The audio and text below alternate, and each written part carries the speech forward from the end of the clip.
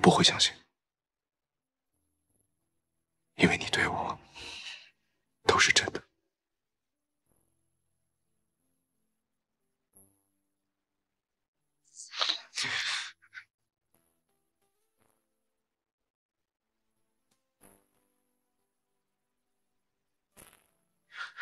你哪怕再生我的气都好，不要拿自己的身子怄气。你身上有伤，好好吃药，也不要不吃饭。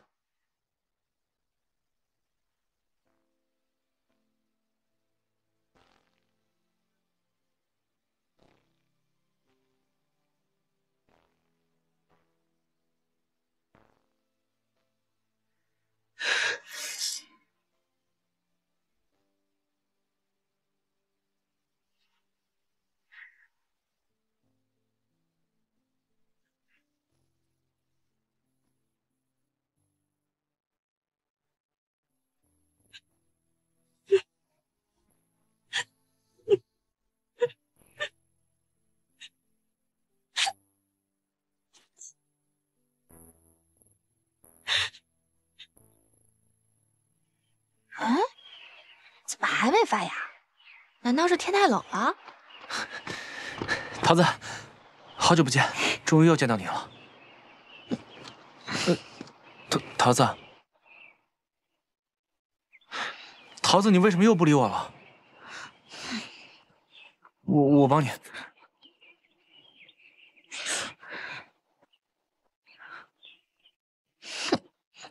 桃子，桃子。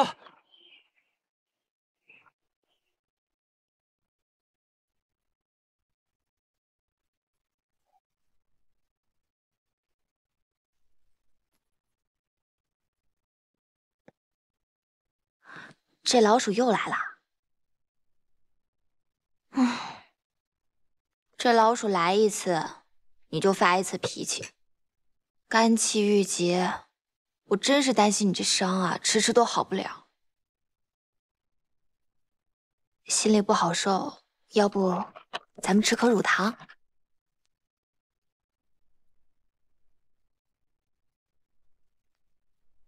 这老鼠也真是的，明知道我们校尉看见它就想砸它，还敢拿糖来。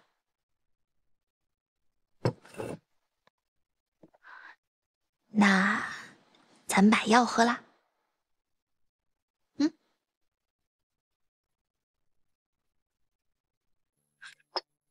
你手怎么了？没什么，破了皮而已。你这又是何苦呢？就算是公子九泉之下，看见你这样折磨自己，他也是会很心痛的。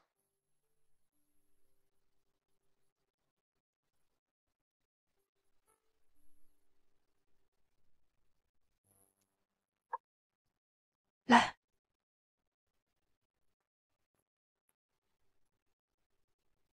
方才你跟李妮吵架了？是啊，我把他骂了一顿，说了好些狠话，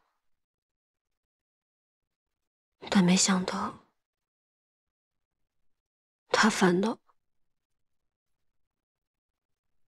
什么？没什么。校尉，我知道你还在气李妮不相信你，更气他在危难的时候作壁上观。公子的死，你又伤心又自责，可你总这么难过下去不是办法，你总是要顾好自己的身体的，是不是？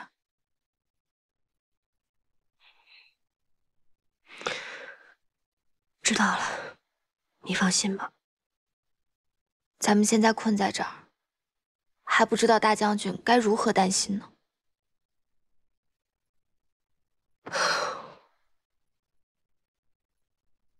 还是要想个办法，脱身回应州。校尉，要不咱们就从李逆身上下手，好脱身回英州。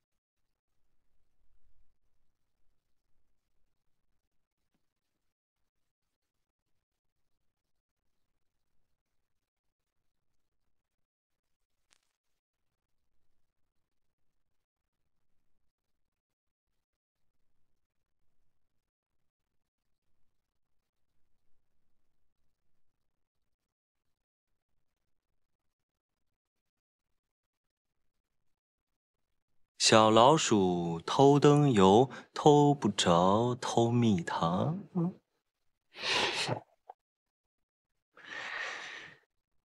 哎呀，你晚上就喝了药，你饭也不吃，这样下去肯定会有伤元气。我给你带了一罐蜂蜜，给你烙了个饼，你要不就吃一点。多谢皇孙关心，我不饿。你就算生我的气，也不能不吃东西啊。皇孙何必要这么关心一位阶下囚？天太晚了，男女有别，皇孙在这里实在不方便，还是赶紧走吧。我只是想请你留下来多待几日，你并不是阶下囚。皇孙何必要说的这么冠冕堂皇？我们家公子已经死了，何某一介女流，对于皇孙挟制我们崔家军没有任何用处。既然说我不是阶下囚，那你为何不肯放我走？因为你身上有伤。当日你如果晚来一刻，我便也已是江中冤魂，何必还要在这关心我有没有伤？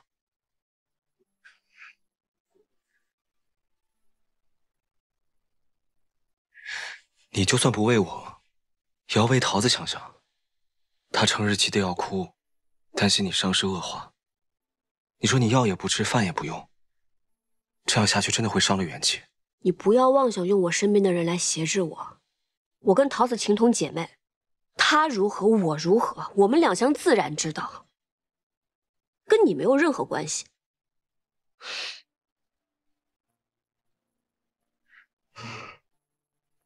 你既然还生我的气，那我先走了。不要带着怒气睡觉，对身体不好。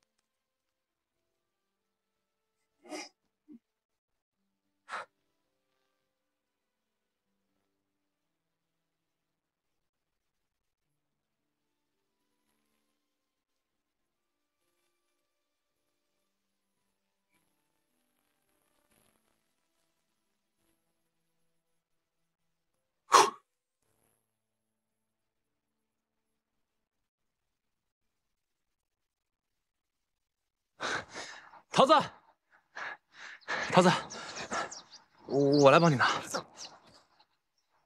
桃子，你还在生我的气吗？你可不可以别不理我了？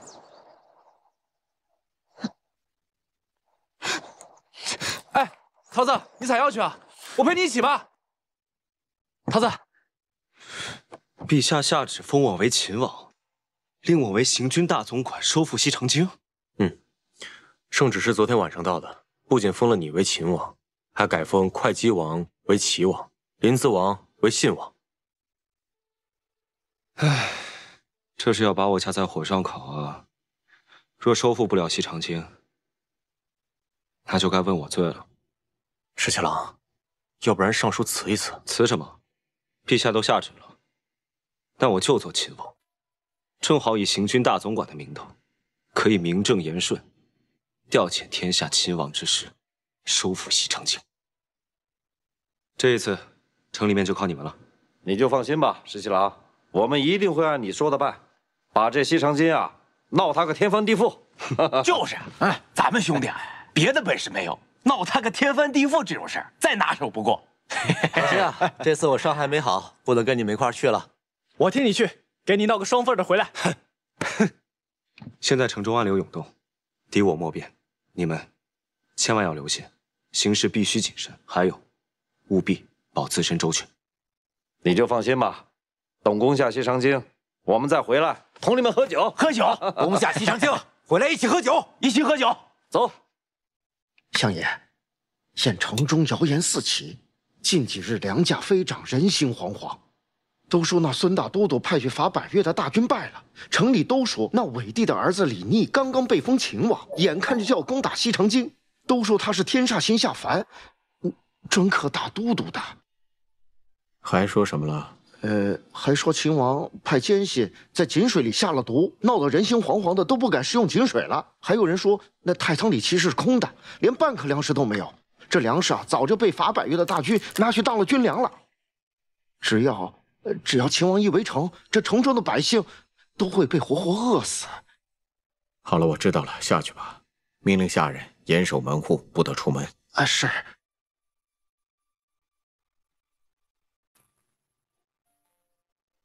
你可明白了？秦王这是想搅乱？正是，秦王正是想搅乱民心。现在就看宫中那一位会如何应对了。把那些妖言惑众的人都抓起来，杀了！大都督，只怕这造谣之人别有用心，所以才要杀。不仅要杀，我还要株连九族。我就是要看看，到底还有谁再敢胡乱造谣生事。是。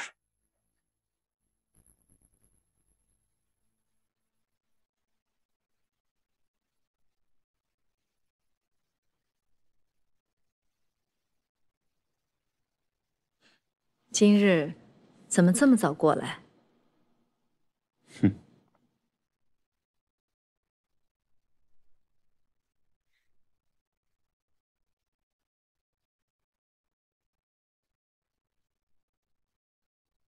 你从前不喜欢这些脂粉，今日怎么热衷起来了？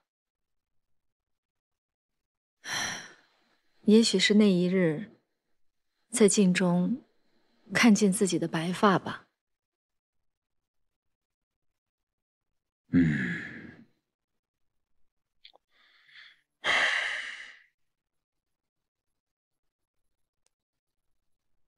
阿静，是否前朝有事？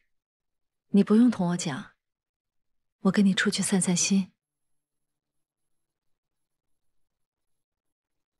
我自起兵，一直觉得天下九州腐蚀可得，没想到李逆率领镇西军竟然一路杀过来，剑指西长京。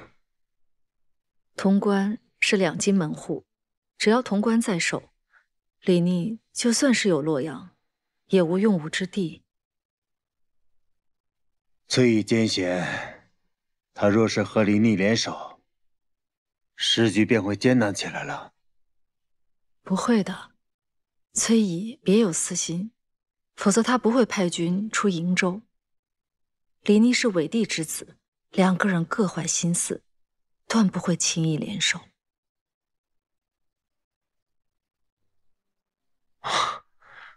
我本不应该同你讲这些。走，打马球去。好。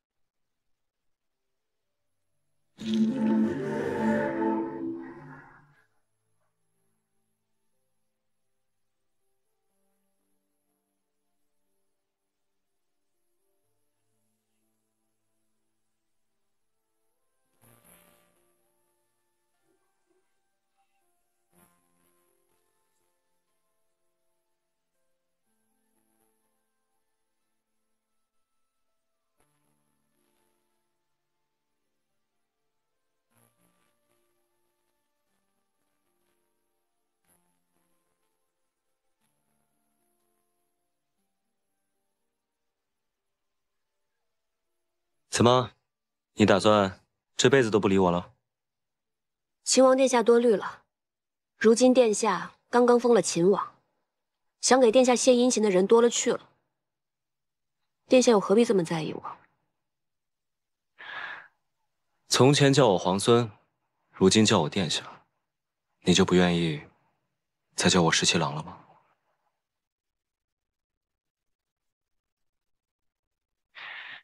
哎呀，还是这里舒服呀。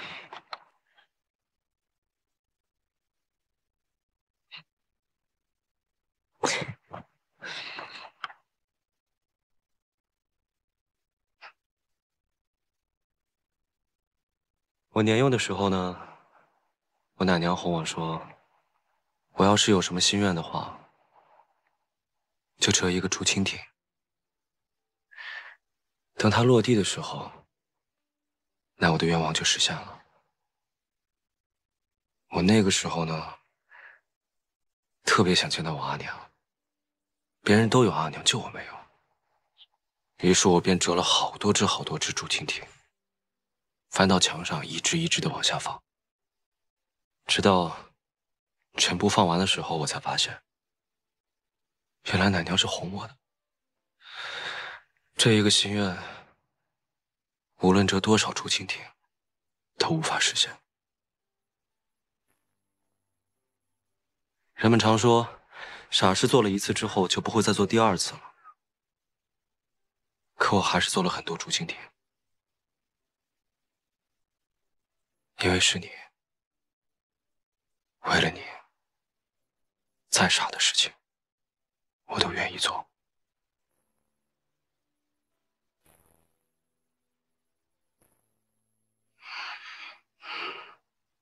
阿英，原谅我好不好？我保证，从今往后，我不会再随意误解你了。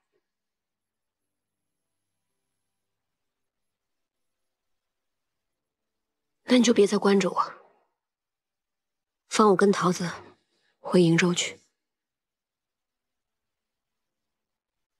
这我无法应允。那我跟殿下没什么好说的了。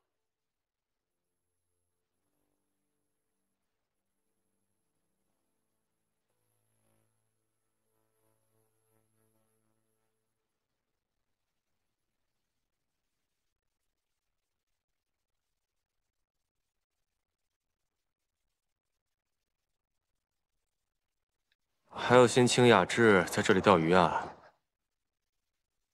怎么，崔姨的大军来了吗？还没有，在路上，慢得很。十七郎，你说这个崔姨会不会另有心思？这西城京城里情势万变，如果他再不快点的话，我就怕这个时机稍纵即逝啊。他被我胁迫，当然不情不愿了。再说，我兵少他兵多，攻城他却要出全力，你说他肯速速前来吗？我刚刚收到消息，大将军已经。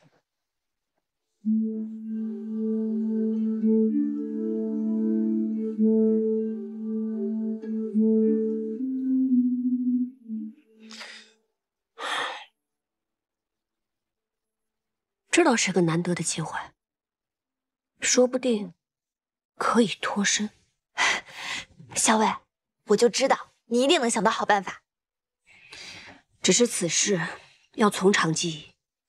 李逆这个人绝顶聪明，如果不计划周详，肯定还是难以脱身的。李逆呢？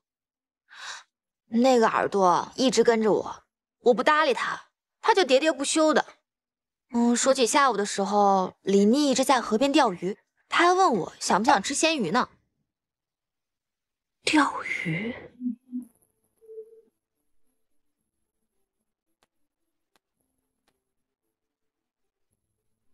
谁啊？殿下，是我，桃子。请进。殿下，小裴将军。殿下，校尉天天喝药，饮食减了大半，人也清瘦了不少，这些你都是知道的。今天校尉喝完药，突然说他想喝鱼丸汤，我就赶紧去问厨房了。但是厨房说今日不逢急，也只采买了一些蔬菜。可巧我看到那水桶里养了几尾活鱼，可他们说那是殿下今日在河边钓的，所以不敢擅自做主，我就前来询问一下殿下。难得他想吃点东西，我去厨房做吧。那就不劳烦了，我来做就行。没事，鱼丸捶打讲究巧劲儿，我来。如此的话，那就劳烦殿下了。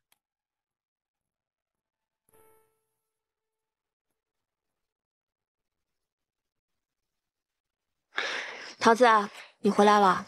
是啊，是我来了。趁热尝尝吧，凉了就腥了。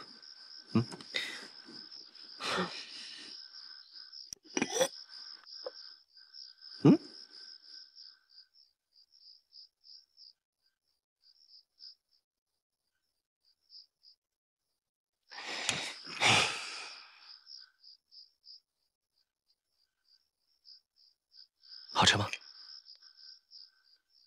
倒是挺新鲜。你啊，就应该好好调养一下。就算再生我的气，也不能不爱惜自己。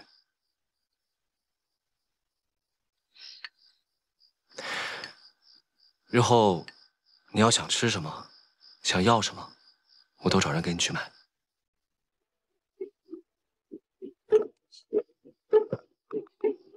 你就真的不怕我趁机传递消息，然后一走了之吗？你若是走得了，我也有办法将你半路截回来。你不信的话，尽管一试吧。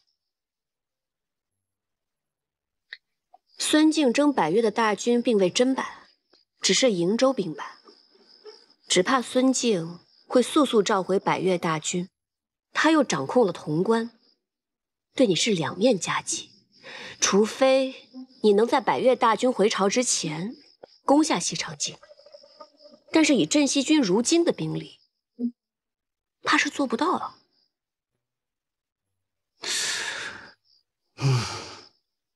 说的真好，不过我还是不会放你走的。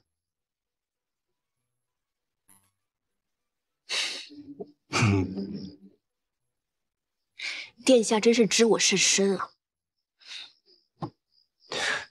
你也知我甚深啊，彼此彼此。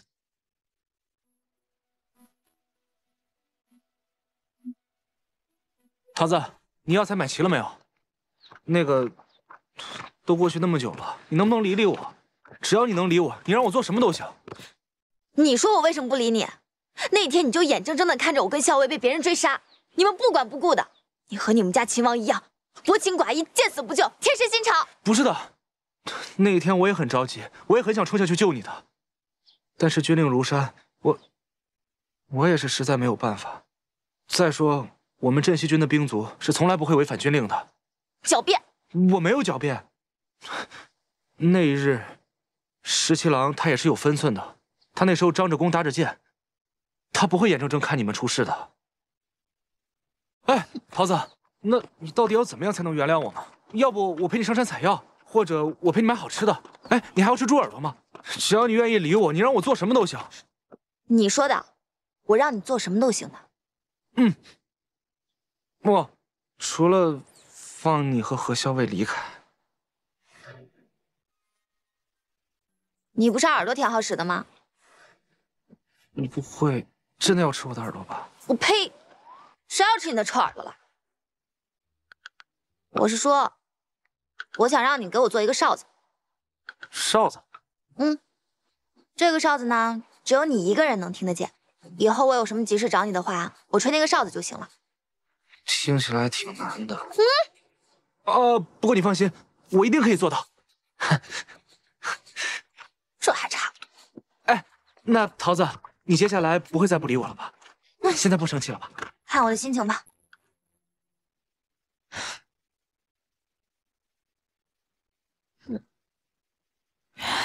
唉，十七郎刚刚去见了何校尉，结果又吃了闭门羹。活该。桃子姑娘，其实十七郎真的对何校尉很好的，要不你帮忙在校尉面前美言几句，让他消消气。他要是真对我们家校尉好啊，就不会拿这些破烂药材滥竽充数了。我们家校尉的伤到现在还没好，你看看这都是些什么呀？桃子姑娘，你别生气，这样你开个药方给我，我来买。如果这附近买不到的，我就去西长京或者洛阳买，怎么样？这可是你说的啊。行，我现在就去给你开药方。好，继续扇，不要停啊。哦。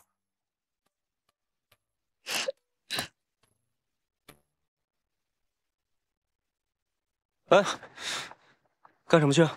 哦，何校尉的伤不是迟迟不见好吗？这里药材有限，所以桃子姑娘给了我个药方，让我去把药买齐。哦，对，桃子还说了，只要把这药买齐，她就会在何校尉面前替你美言几句，让他消气。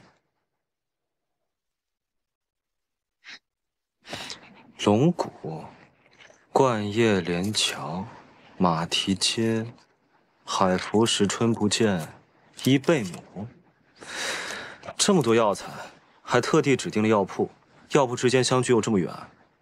桃子说了，哪一家药铺药材最好，他最清楚。如果我到时候随便糊弄过去，他一闻就知道，到时候肯定饶不了我。嗯，辛苦了。那我去了。嗯，哎，桃子又没让你一家一家去买，你派人分头去买，岂不更快？桃子姑娘拜托我的事情，我怎么可以让别人去做呢？再说了，不就多跑几个地方吗？我脚程快，不会耽误的。那我走了。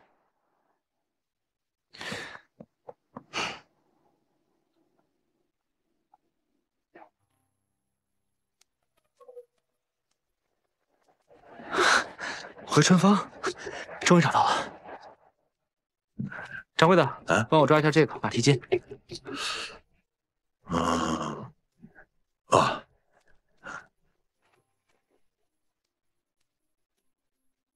您的药。哎，谢谢。这是银钱，不用找了。哎，你慢走啊。哎。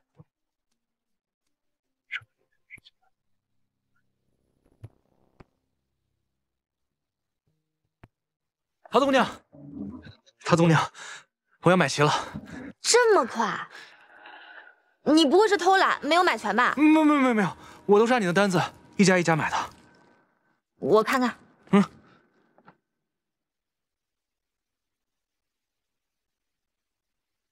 怎么样？嗯。那桃子姑娘，你可不可以在何校尉面前帮十七郎美言几句？行吧，看在这些药材的份上。哎，我再检查一下。哦，检查。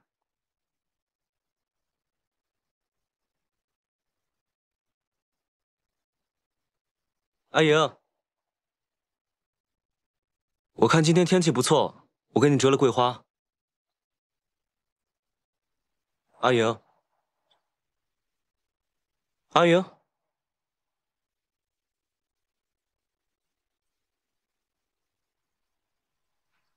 那我把花放门口了。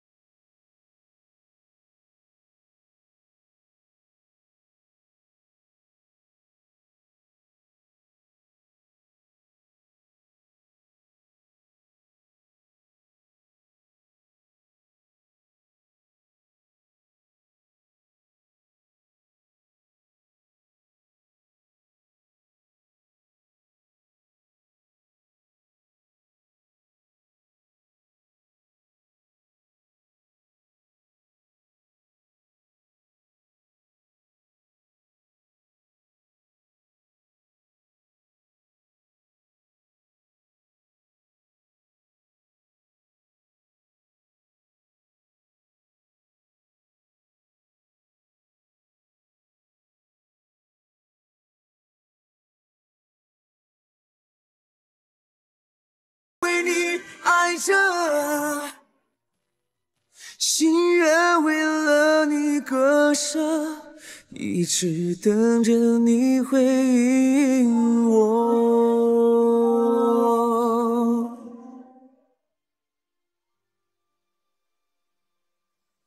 哎，小伟，今天又有新鲜的花，我把昨天那束给换了吧。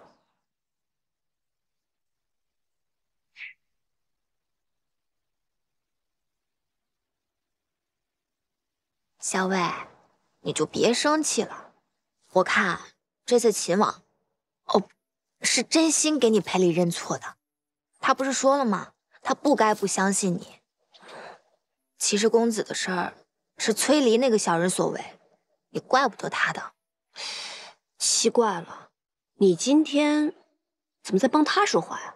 哎呀，小魏，我是为你着想，好不好？我看这秦王啊，对你真是挺用心的，他还派人四处采买药材呢。哪怕天天看你的脸色，也想在这太清宫一直陪着你。其实啊，我也知道他是真心赔礼。嗯，我也不应该再生气了。若是旁人这样，我也不至于这么生气。但是旁人怎么能跟他一样呢？哦，原来是这样啊！我说嘛，再说我要生气了。哎呀，我错了，你别生气，我给你换花。大将军，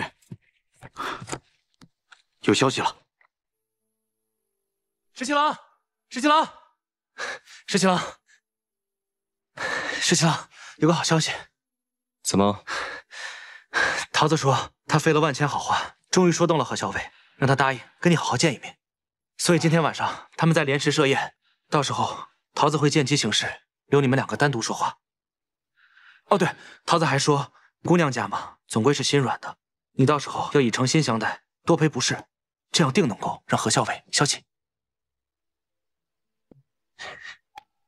替我多谢桃子姑娘。好。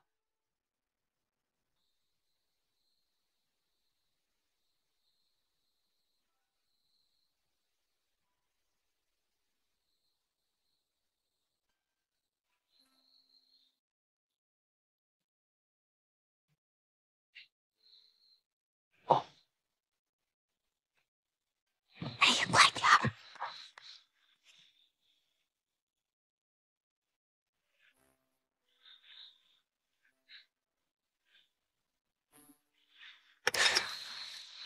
身上有伤，别喝酒了。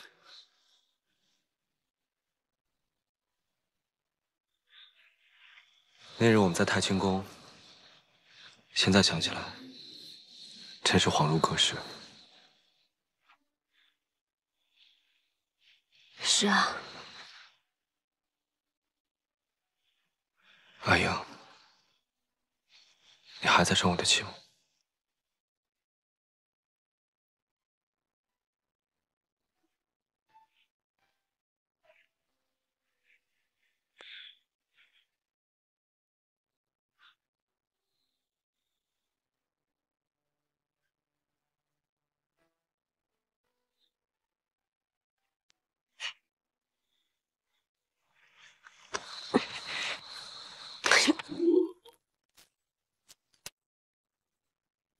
哎，你干嘛？他们打起来了。打情骂俏，先打起来，自然就和好了嘛。再说了，就算打起来，你们家那个17郎他能吃亏吗？别打扰他们了，咱们走吧。去哪儿啊？哦，我有点饿了，要不咱们去吃唐敏家的点心吧？我一直听说他们家的点心在东都特别有名，一定很好吃，我想去尝尝。走，我带你去。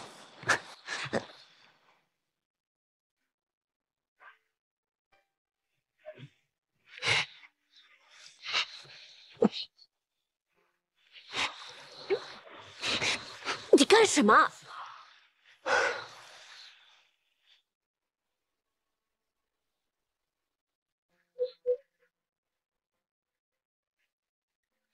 你手上的伤好些了吗？棋子磨好了，手上的伤自然也就好了。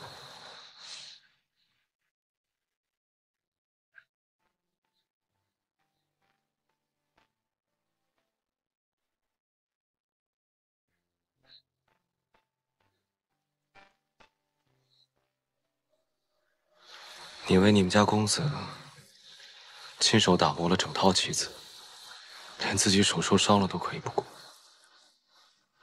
但你却没有亲手为我做过些什么。谁说我没有为你做过什么？你为我做过什么？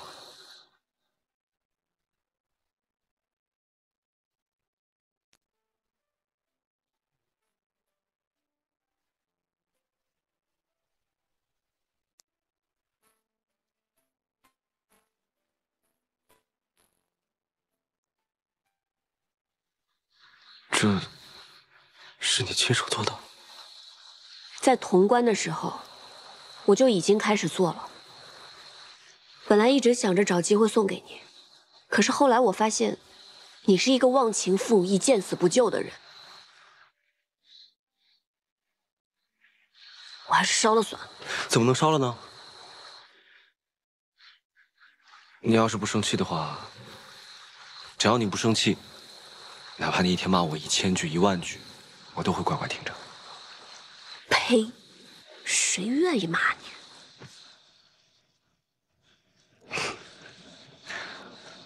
我打给你看好不好？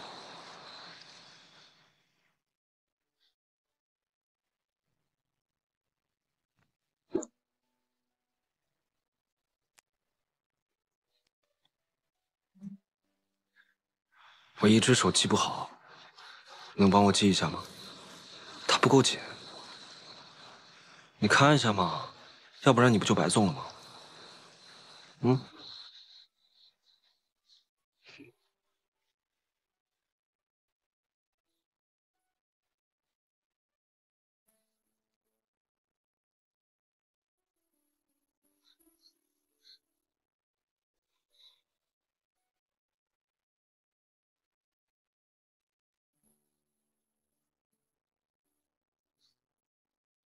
我看看。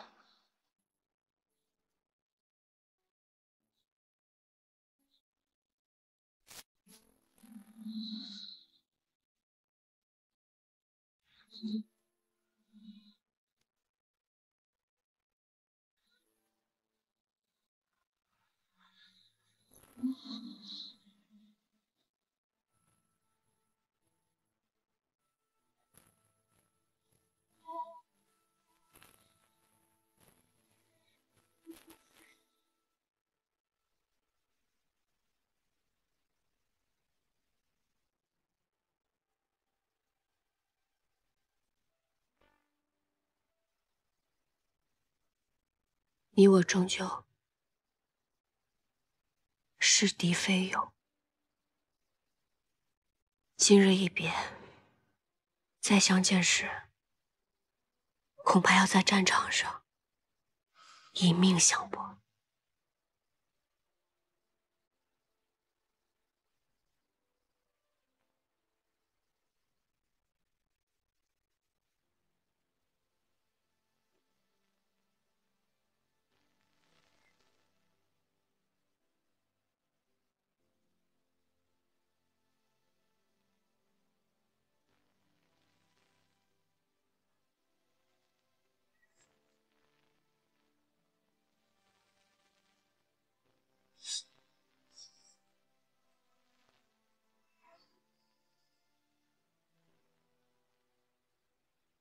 十七郎，多保重。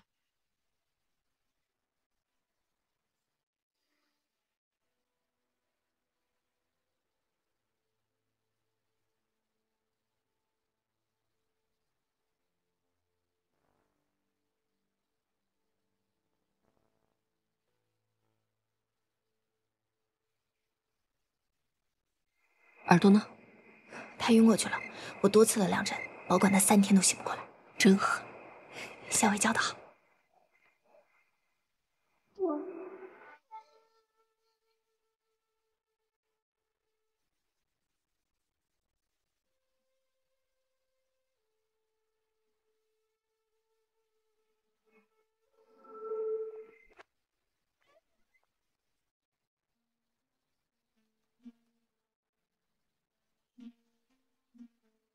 传家，麻烦把我们送到对岸，越快越好。快了，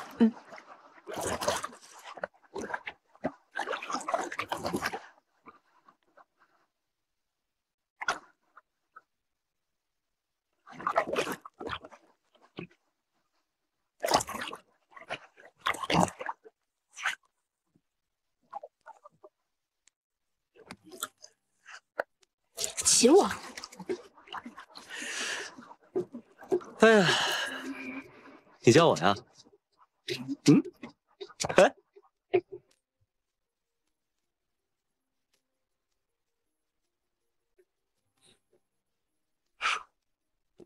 秦王殿下好计策。哎呀，这不是将计就计吗？那日看到桃子给程二的药单，就有所怀疑。果不其然，你们不仅通过药铺联系上了崔家军，还故意演了一出好戏，为的就是让程二真的以为桃子为我美颜，而你也真的被说动了，就是为了设一场宴，刺晕我，以便逃脱。所以你早就知道了，就一直看着我们做戏。我这不是了解你吗？不让你试着逃一次，你怎么会甘心呢？好了，现在就带你们回到你们的住处。走喽！哦，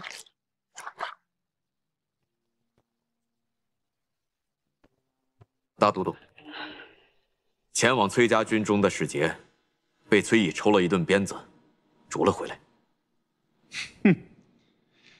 哎呀，崔乙这个脾气啊，倒是一点都没有改。崔家军的前锋已经到了九曲口，看样子是想渡河。若崔乙渡河，与李逆联手合围夹击西长京，京中又人心动荡，只怕于大局有碍。大都督，咱们要不要趁他渡河，中流击之？崔乙素来老辣，他若是敢从九曲口渡河，势必要想到那里河滩水浅，渡河易，伏击也不难。不对，他是不会从九曲口渡河的，八成是虚晃一枪。崔乙的儿子不是被人劫杀了吗？我看他此番未必是冲着咱们西长町来的。放他渡河。大都督，若崔家军渡河之后，与李逆放他渡河。他若是敢火中取栗来攻我们西长京，那我就跟他决一死战。他要是奔洛阳去，那我就派出兵马，趁隙剿灭李逆。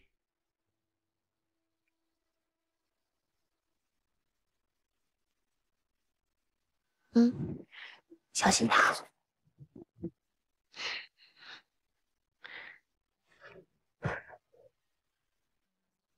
桃子，你们家校尉身体如何？还缺药材吗？托殿下的福，药材倒是不缺了。你心里明白，我们校尉的病都是被你气出来的。哎呀，这可糟了！说些让你们家校尉更生气的话吧。由于汲取了这一次教训呢，我又重新派重兵把太清宫这里里外外都围得跟铁桶一般。我更是派了几十名斥候，又把每一个出口死死的盯着。这次你们若还是想逃出去，我都替你捏一把汗。秦王殿下，想必你已经计划周全，准备在西长京城中一击必中了。这再严密的计划呢，都会有纰漏，谈何周全，又谈何一击必中呢？既然还没有周全的计划，那不如这样吧，我来替你谋划，杀了孙敬，然后你放我离开，如何？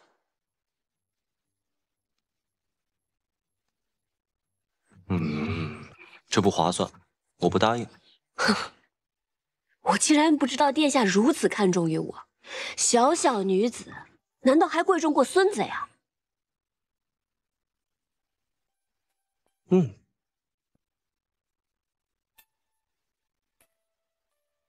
崔乙独女，自然贵重过孙贼。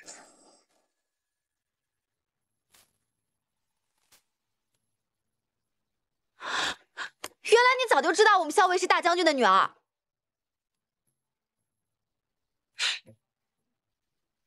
原来你早就知道，怪不得你一直不肯放我走呢。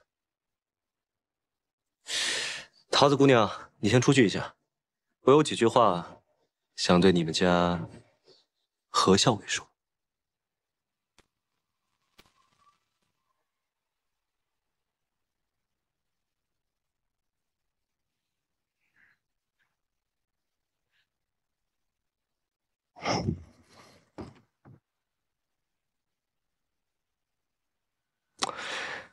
其实我在救了你之后，我写了一封信给崔大将军。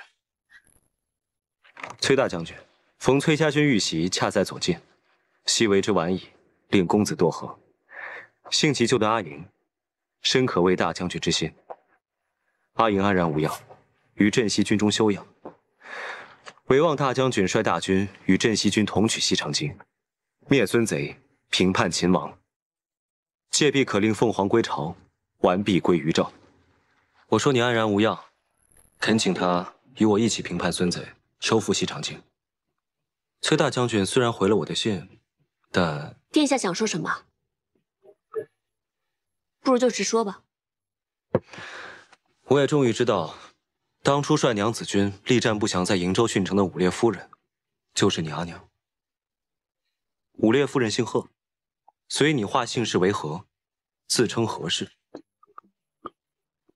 我这几日就常在想，武烈夫人是何等英杰啊，崔大将军又是何等人物，才能生出你这样的女儿啊？你这是在打探？是啊，崔大将军其人，我没有半分把握，所以只能这样请教喽。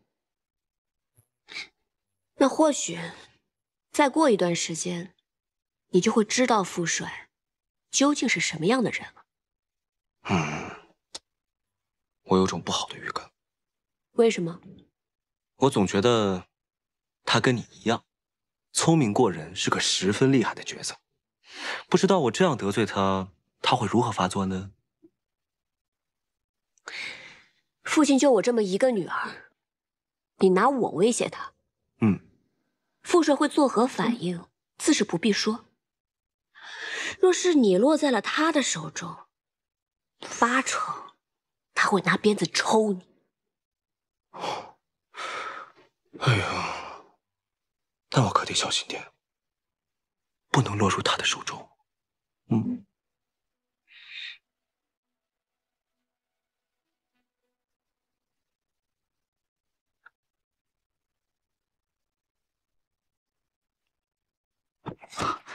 大将军，前锋诸部已尽数渡河。中军罢营吧。罪魁祸首竟然藏匿在洛阳城中，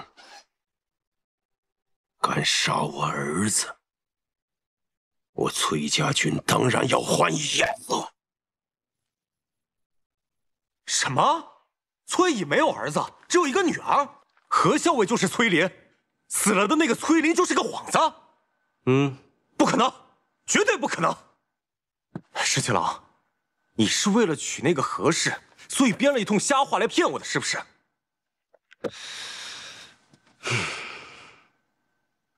你仔细想想，从前崔公子对何校尉的态度，你再仔细想想，我有没有必要骗你？原来如此，所以你才把他扣在了太清宫，不肯放他，然后在这里布下重兵。你是想用他来胁迫崔乙？这怎么能说是胁迫呢？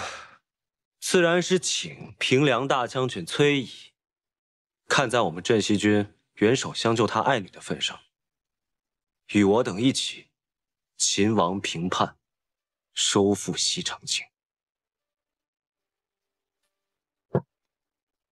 喝药啦！来，今天秦王送的花还挺好看的。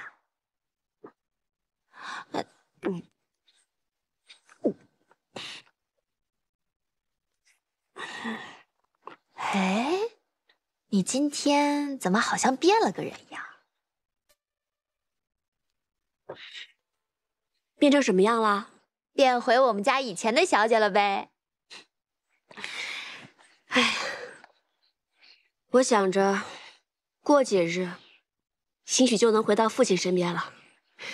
这病若是总好不了，岂不是要让他担心啊？你已经想到脱身的办法了？只怕父亲已经率军赶到洛阳城外了，局势风云变幻，这个李逆困不了咱们太久了。那太好了。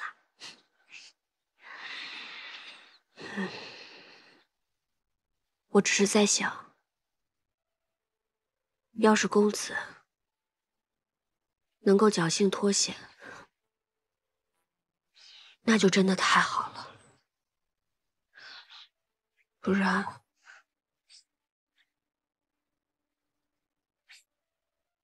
这会是我终身的遗憾。好了，如果公子知道的话，他也希望你能够不要多想，保重好自己。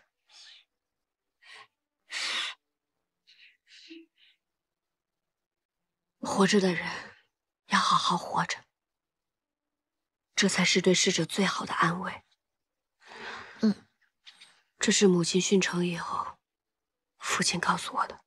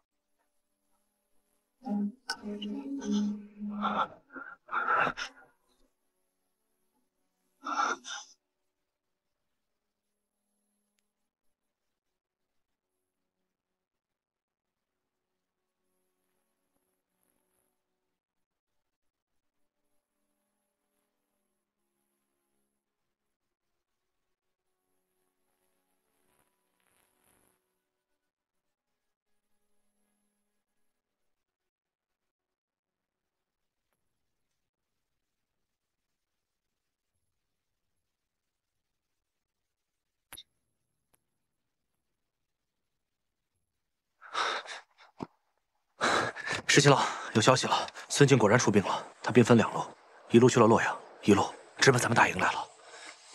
果然被你料到了，孙敬这个老贼，真的趁崔乙攻打洛阳城之机，派兵攻打我们知西军，而且还派了一支军队去了洛阳城，看来是想白捡这个便宜啊。那我们就先在这里杀他们个猝不及防。天气都凉了，哪来这么多花呀？秦王不是命人每天送来1束花吗？我就把这花瓣、花蕊啊都给摘下来，能入药的入药，不能入药的就入玉，绝不浪费。我们家桃子还真是不嫌麻烦呢。每天待在这儿，闷都闷死了，总得找些事情做吧。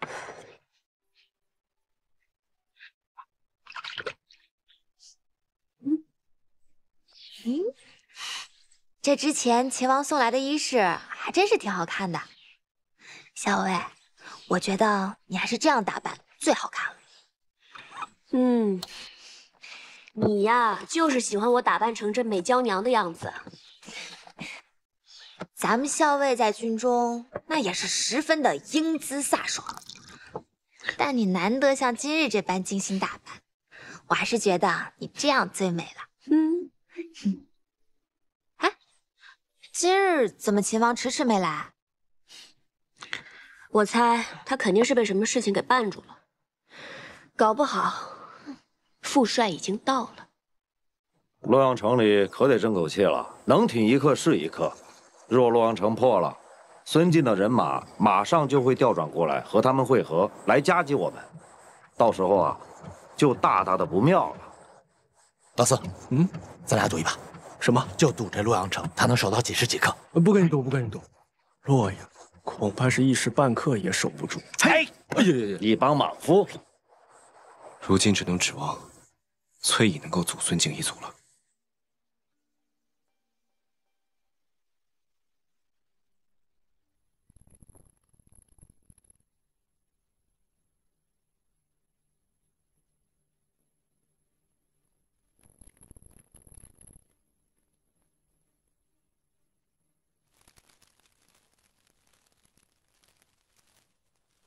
真的，大将军真的来了。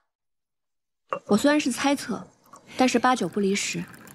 这些年，崔家军都以公子的名号在外征战，副帅一直久居瀛州，但一招出手便大破孙敬之军。李逆这个人心思缜密，他摸不清副帅的行事做派，便不会轻举妄动。那秦王到底想干什么？难道他想跟大将军开战？上兵伐谋，其次伐兵。李逆的上上之策肯定是想拉拢副帅，合纵连横，收复西长京，力保李氏江山不失。啊，这个李逆想的还挺美的。小姐，你可什么都别跟他说。这次大将军来了，可得好好揍他一顿，给咱们出口气。放心吧，我肯定不跟他说。再说了，副帅是何等人物，又何须我说呢？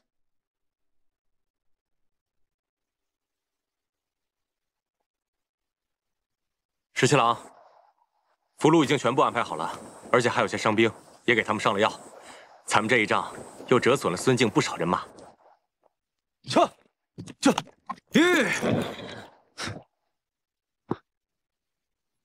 十七郎，崔义与申使从丰台门攻入洛阳，新王和齐王还有陛下皆无消息。哦对，崔义还派人送了封信过来。今奉陛下及信王、齐王于洛阳，以咸邑之城，望殿下即刻送还我崔家军人，否则必提兵相见。果然是有其女必有其父，真的是半点亏都不肯吃。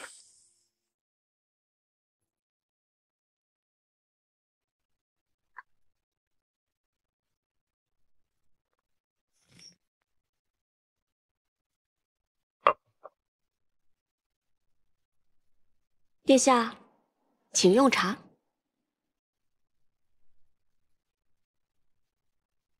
来，谢谢。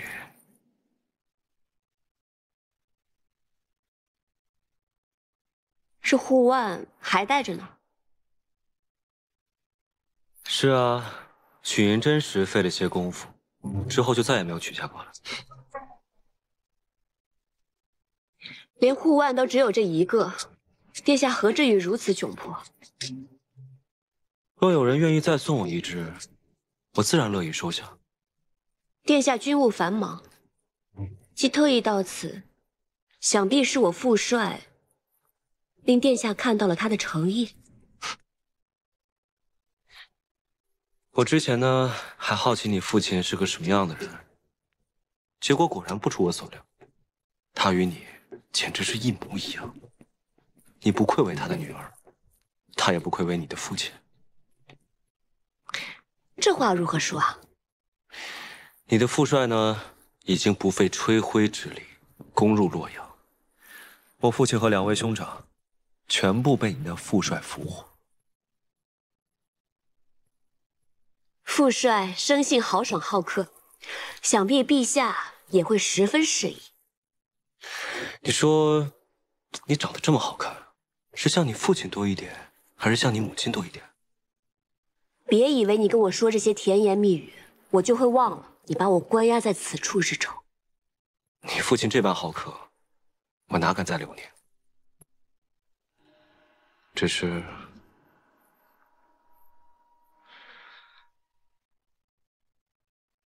仅此一别，再相见时，不知何时何地。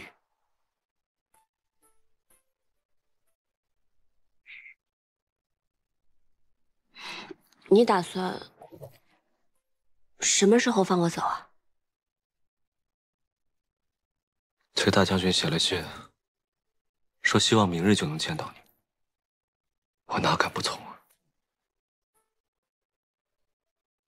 明天啊？明天。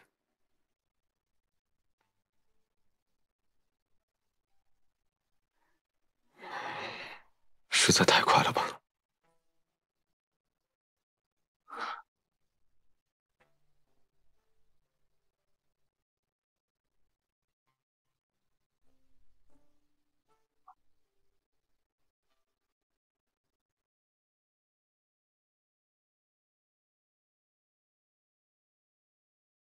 那，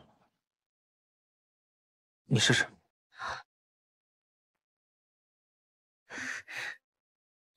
你真的做出来了？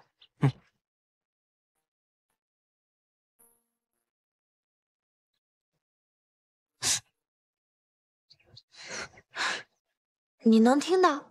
啊！以后只要你吹响它，我就会立刻到你身边。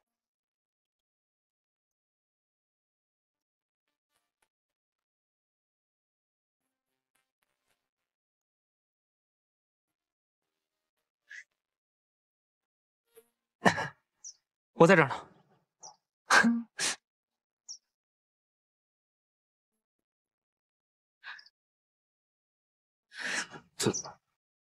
怎么了？你不喜欢吗？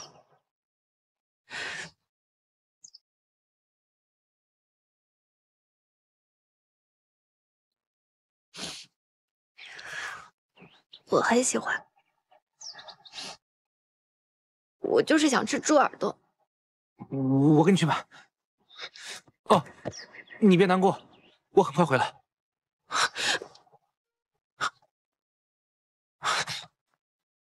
怎么了？发生什么事了？我明天就要走了，你真的要现在去买猪耳朵吗？那，你不是说你想吃吗？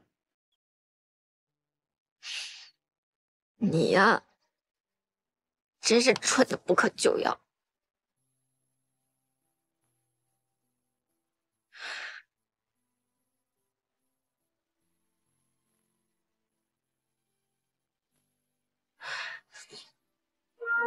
哎，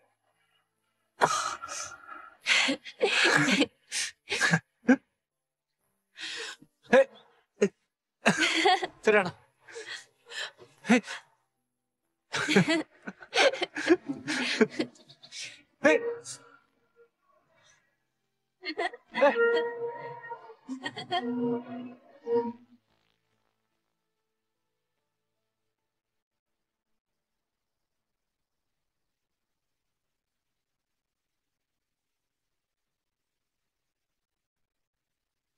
十七郎，你不是说这周围有重兵把守，还有好多斥候吗？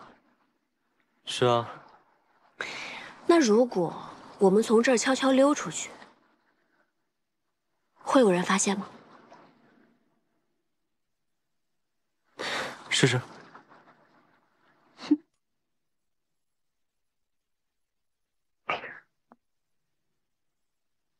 来，比谁先到马厩。好啊。迎着霜，你的跟紧我这片土壤，追着浪，我的夜漂泊万里边疆，遥相望，岸的尽头是地久天长。当相遇又别离，当相依又远去，我不曾忘记。殿下，剑影刀光，划破奔波的天空，夺下的梦，破碎在风中，长风破浪，看千帆横渡桑田沧海，碰撞飞扬。不知道这样算谁胜谁负？那就再比一比，看谁能先到乐游原。手上贴点相连，陪你天涯中间，风雨并肩欢颜，红尘无悔无恨。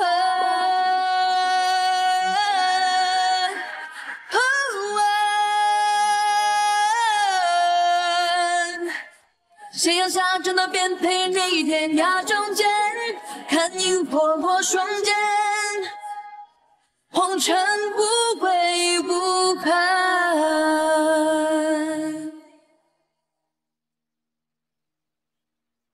乐游原上遥望京都，果真很美啊。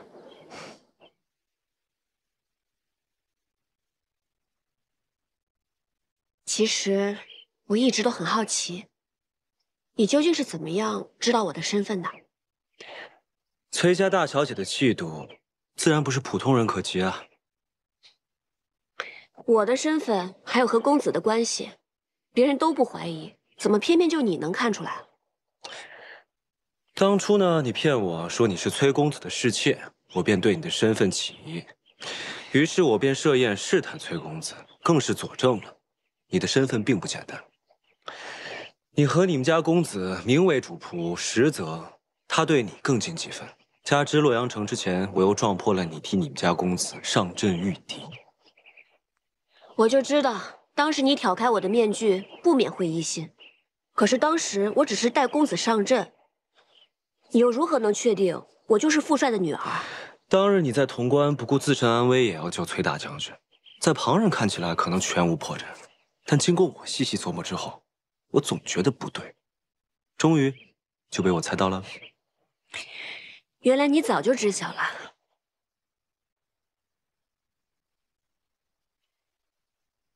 你知道吗？我常常在想，如果你不是崔家女儿，我也不是李氏子弟，我们之间会不会就不会有这么多隔阂和波折？石七郎，身份天注定，你我都无可奈何。是啊，当初战乱突起，我以为这乱世是无人能救了，不忍看天下黎民百姓遭受战乱之苦，所以便请求父帅，让我跟公子率我们崔家军南下。当时不过是为了能够早日让天下平定，但是没想到李家却出了你这样一个人。出狱之时，有没有令你颇为头疼？彼此彼此。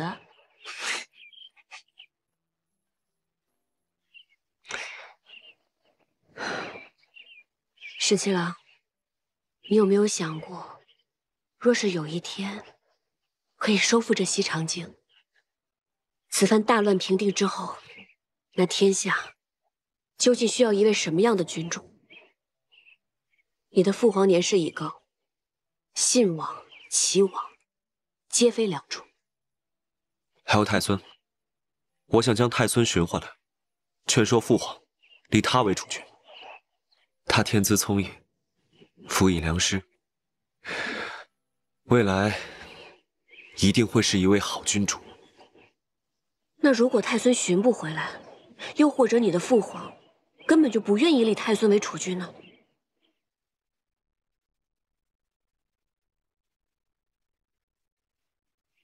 我们私奔吧。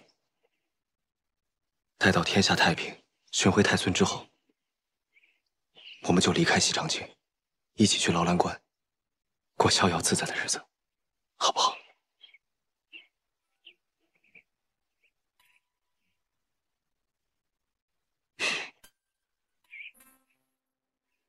虽然知道不是真的，但是听你这么说，我还是很高兴。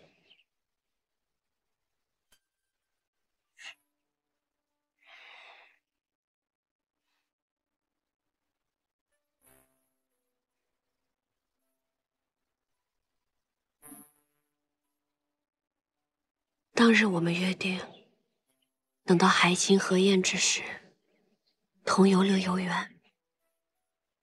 可惜天下未定，明日我们就要各奔东西了。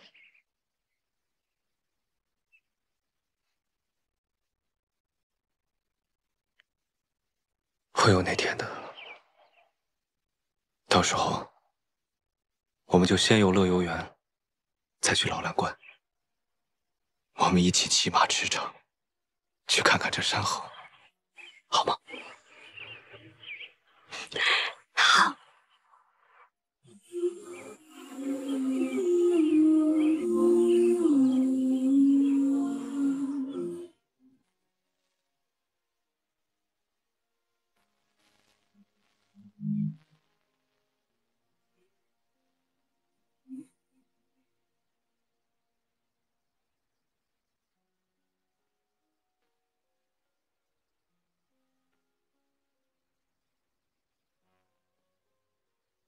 明日分开，再见，就不知何时了。当日得你所爱，今天完璧归赵了。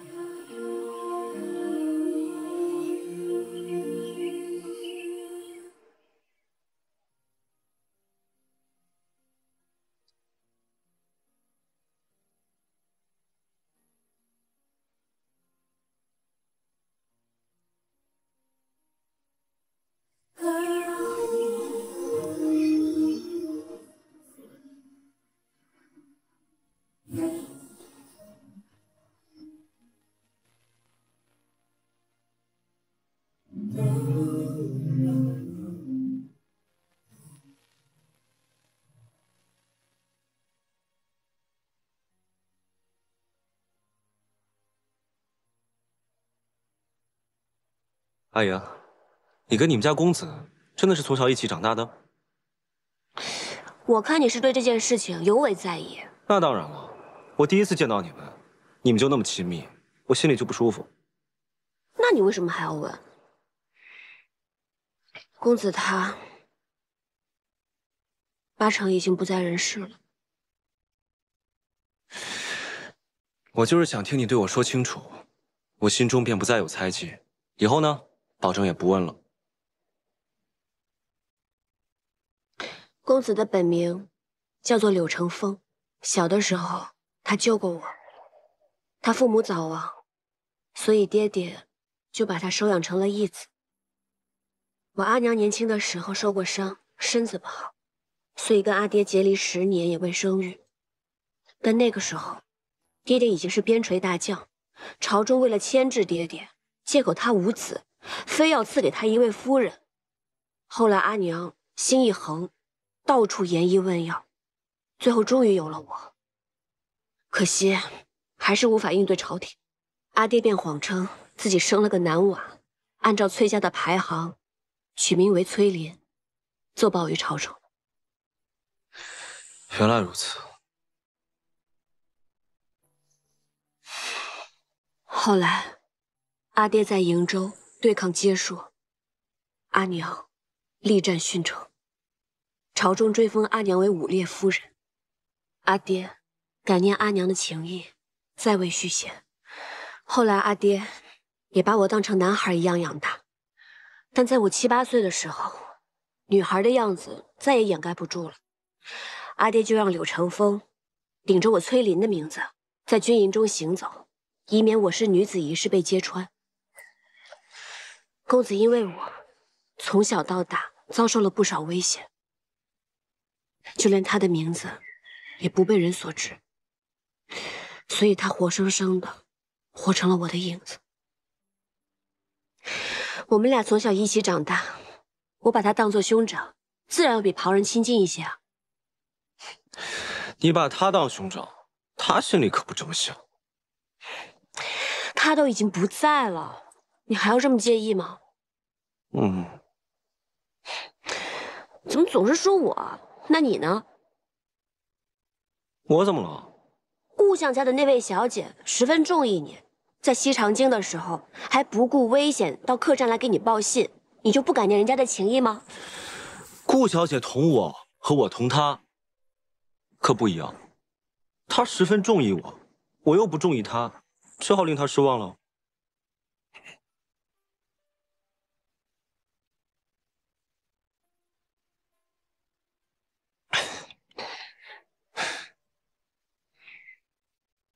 对酒当歌，人生几何？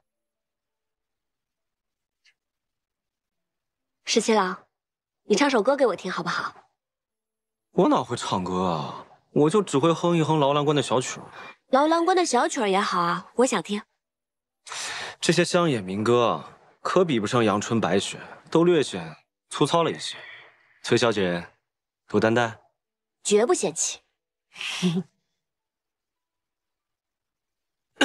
好。老兰河水18弯，第一弯就是那银松潭。银松潭里的鱼儿飞呀，比不上那姑娘推开了窗，老狼喝水18。唱的不好啊，是有点走调，那你还让我唱？但是很好听。真的吗？嗯。那我认真唱一遍。好。那我要认真站起来唱了。老狼喝水18碗，第一碗就是那银松滩。银松滩里的鱼儿肥呀，比不上娘的活儿。老狼喝水18碗，第二碗就是那鲫鱼汤。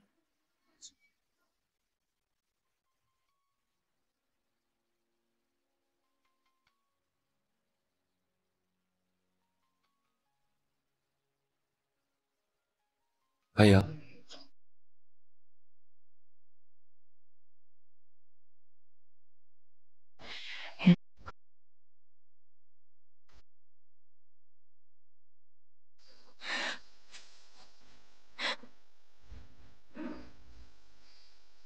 哎呀，你要再不醒来呢，我就要亲你了。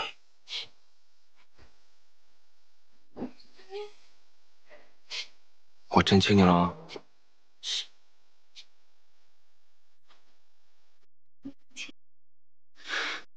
啊！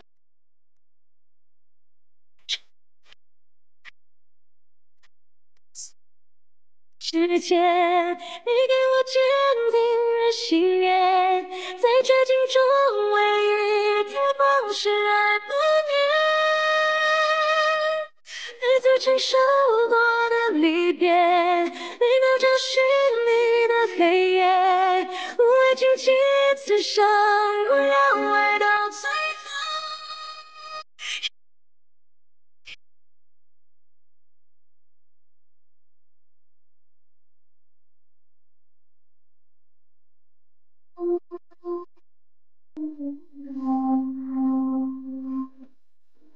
越过黑夜，绝境冒险，让心炽烈，你在身边，我的身边，奔赴这永恒的我们的誓约，生长着，倔强着，不妥协，踏过命运背负执念，也不放手和你并肩，在破碎中完成我和你的世界，用守护着永远，路上你给我的信念，无畏荆棘刺伤，我们直到最后。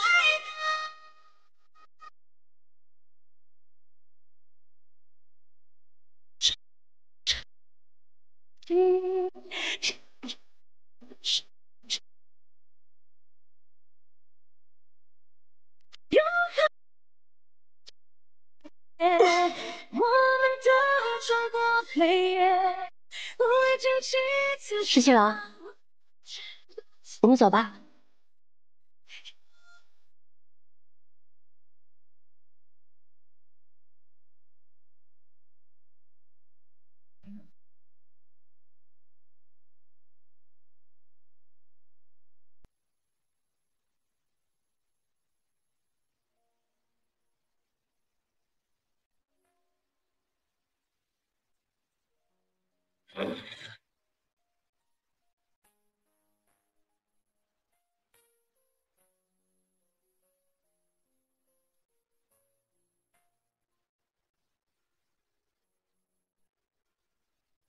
何小伟，请。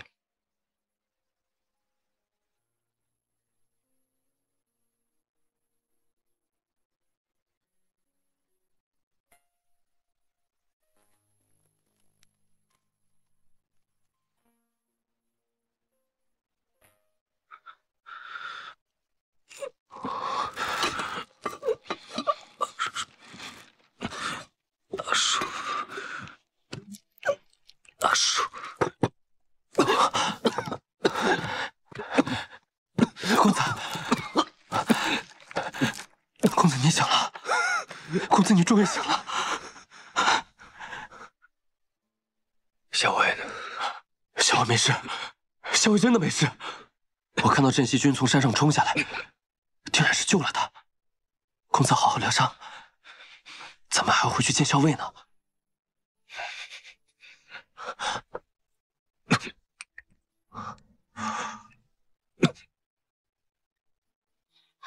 来，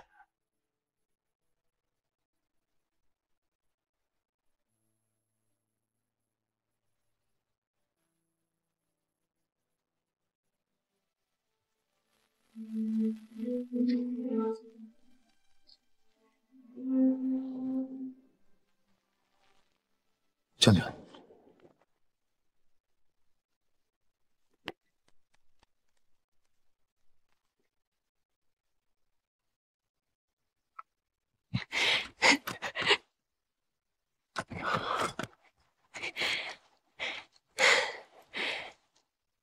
大将军，回来就好。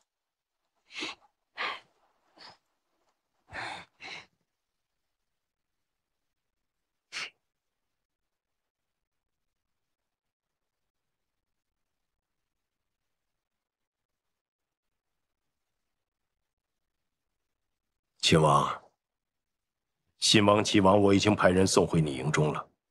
至于你父亲，你既然来了，待会儿就亲自接走吧。崔大将军心怀大义，李逆感激不尽。今日秦王既然来到我营中，不如进帐一谈。好啊，正有此意。咱们可算是回来了，你也终于见到大将军了。父亲都瘦了，你别担心，刚刚我望了望大将军精气神，他定然康健无恙。小伟你就放心吧。小伟，你真的不担心啊？担心什么？这可是在咱们崔家大营里，那李聂也不敢把父亲怎么样的。我不是说这个，我是说，你难道不担心大将军会对秦王如何吗？你说大将军把秦王请入帐中，会不会埋伏好了弓箭手？只要等他一进去，他就摔背为号，立刻将他杀了。放心吧，不会的。小伟，你是相信秦王，还是相信咱们大将军？如此笃定的说不会，这两个人我都不信。这个簪子怎么会在秦王的身上？是崔小姐所赠。秦王以为凭借此就可以有恃无恐吗？崔大将军误会了，今日送崔小姐归来，是另有要事，要与崔大将军商议。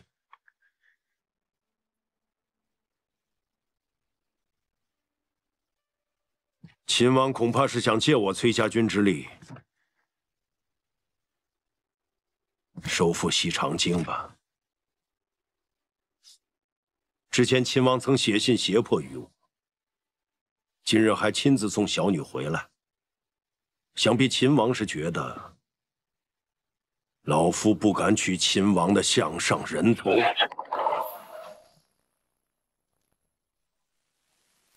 但是两个我都信。你这又是打什么哑谜？我听不懂。你这是着什么急啊？哦，我差点给忘了，是不是那个谢长儿也来了？所以你担心大将军把秦王杀了，连带秦王带的人也一块给杀了。小薇，我跟你说认真的，你就会打趣我。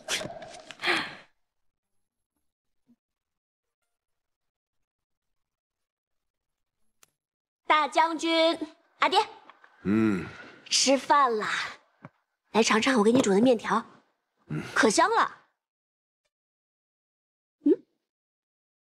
阿阳，你怎么不问问秦王去哪儿了？难道阿爹还会把秦王杀了不成？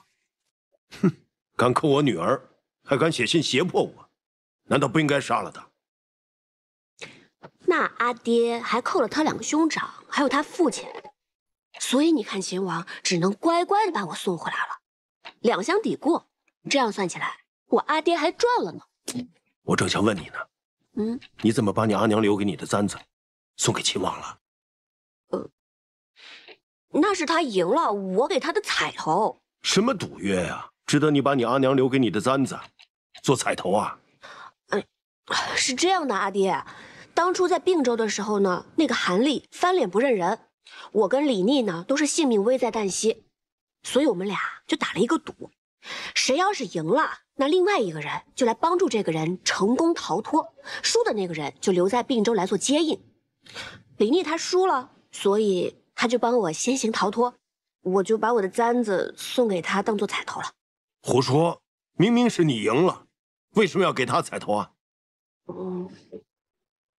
难道他当时是故意输给你的？阿爹，阿莹，你别被那小子骗了。他要是故意输给你，让你安然脱困，又怎么会让你知道？阿爹，你的阿莹有那么傻吗？哼，那可不好说，突然间犯起糊涂来呢。总之啊，这小子骗了我的女儿，还把你扣在太清宫里，实在是可恨。对，确实可恨。现在李逆终于落在我的手里，杀了他，正好解我心头这口恶气。如今东都已经在我崔家军的掌控之中，收复西长京，这天下就可以太平。你当初出瀛州，希望老百姓过上好日子的愿望，就要实现了。阿爹，你要是此时杀了李逆，那天下百姓就再没有好日子过。你当初在瀛州的时候可不是这么说的，你说皇室李家昏聩无能，天下唯有能者居之。那当时这不是不认识李逆吗？哎，阿爹，我跟您说啊，这个李逆呢，他自出劳兰关，能征善战，最难得的是他没有功利之心，只想平定叛乱，然后就重返边关。他是一个能担大任，却怀有一颗慈善悲悯之心的人。这样的人啊，才是战乱之后最好的君主。要不然，以后无论是谁上位，必定还会天下崩坏。你向来眼高于顶，没想到李逆竟如此得你青眼。我已经把他杀了，以后不要再提他了。我不信，阿爹是不会杀了他的。为什么？因为我了解您啊，就算阿爹再恨他再恼他，也要等咱们收复了西长京，再过河拆桥，把他杀了。照你这么说，留下秦王还有几分用处？当然有用。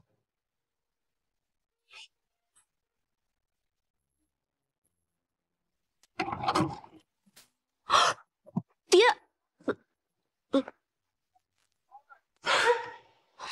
呦，快！我女儿说了，留着你还有用，就暂且不杀了。你也真是的，打不赢我阿爹就不会逃嘛，绑成这样关在箱子里，很舒服啊。倒也不是打不赢。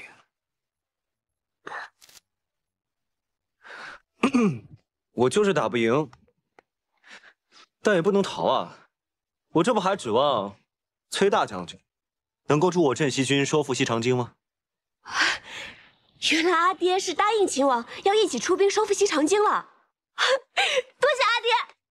这回你可放心了，也不催着阿爹用饭了，也不管那面是不是坨了。马上酬信，再煮一碗。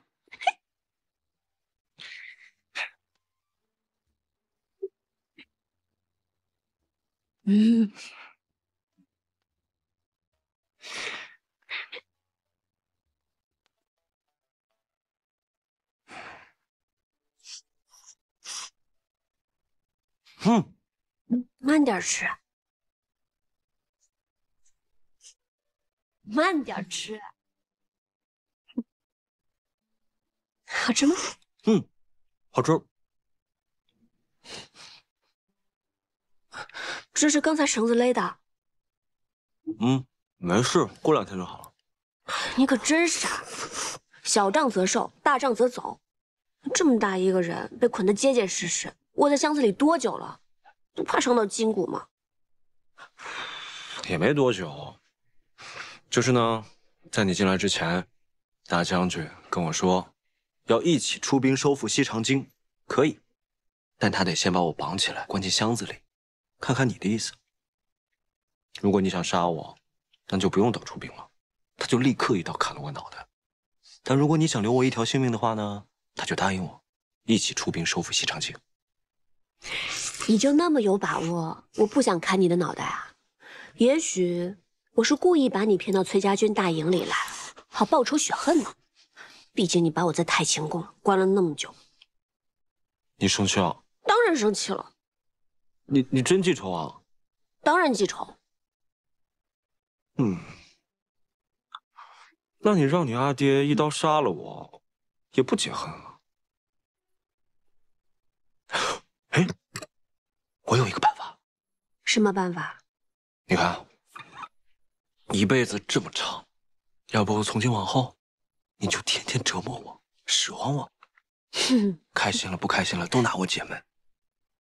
我觉得这样才更解恨，你觉得呢？你想得美。我当然想得美。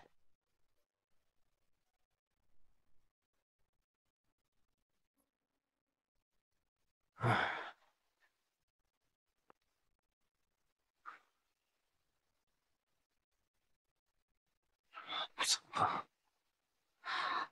说什么好？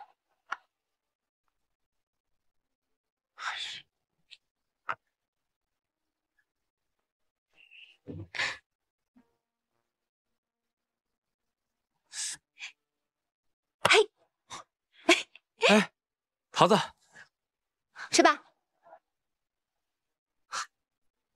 你刚刚怎么啦？像个热锅上的蚂蚁一样走来走去的。你放心吧，我刚刚已经去看过了，秦王他安然无恙，现在跟校尉一起在他营帐里用饭呢。其实不是因为秦王，不是为了秦王，那是怎么了？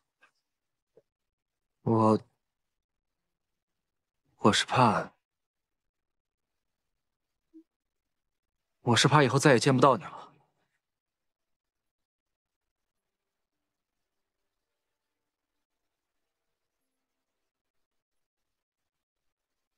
你想之后天天见到我呀？但是我们马上就要分开了，之后还要打仗，万一我受伤了，或者……反正也没有人会告诉你，也许就再也见不到你了。你胡说什么呢？不会受伤的，不要瞎说。也是，有你送给我的药，我受伤了也没关系。傻子，快吃吧，都凉了。行军打仗总是要小心些的，别总想着自己要受伤。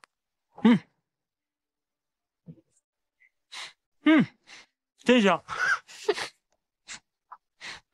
慢点吃。那位医师千叮万嘱，让您不可劳累。我不知道阿莹现下安好与否，你叫我如何等他？可您的伤势还未痊愈，您这样赶路，和自残何异啊？你看看这一路留下的记号，崔家军就在附近了。我今日必须得回营，见到阿莹我才能安心。公子，校尉劫人天下，他一定会没事的。公子，阿寿，快！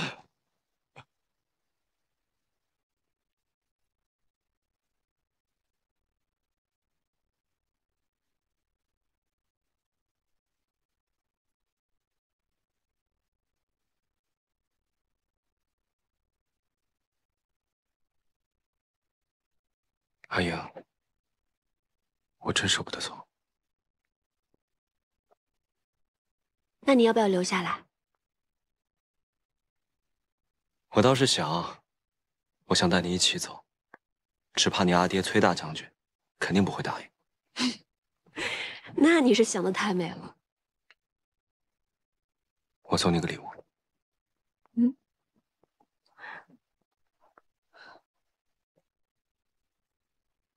嗯。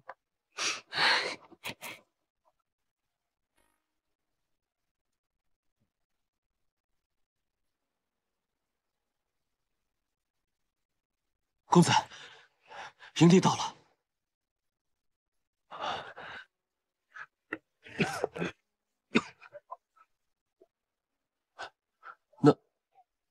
那不是何校尉吗？哎呀，我要是不在你身边，就让他陪着你。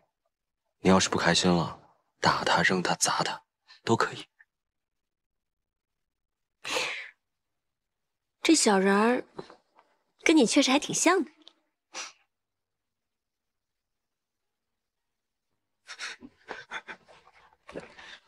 你要是喜欢，下次我再多做点别的。那你下次就再做一个小人吧，不然就他一个，实在是太孤单了。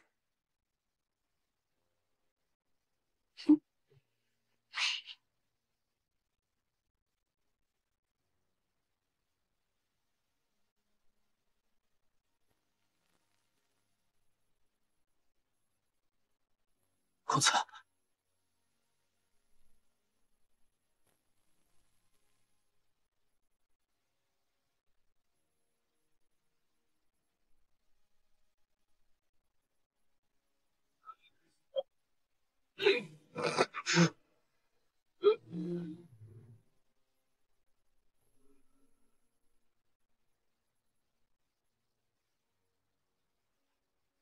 时辰不早了，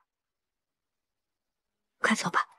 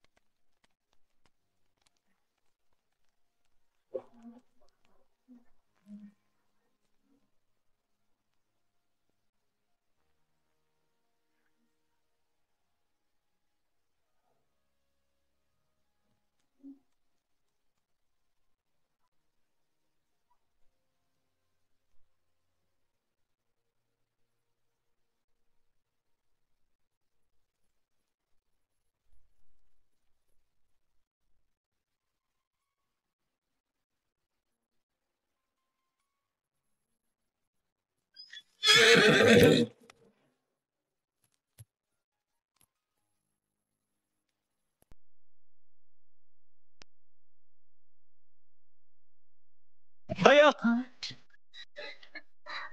阿英，等到天下太平，我定娶你为妻。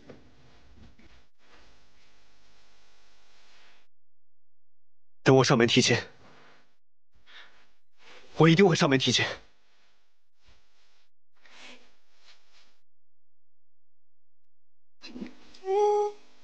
我要娶你，我要娶你，我要娶你！阿英，我要娶你！背负着最多的时间，你给我坚定的信念，在绝境中唯一的方式爱不眠。每次承受过的离别，你能找寻你的黑夜，无畏荆棘之上，我要来到。公子，快走！离开这。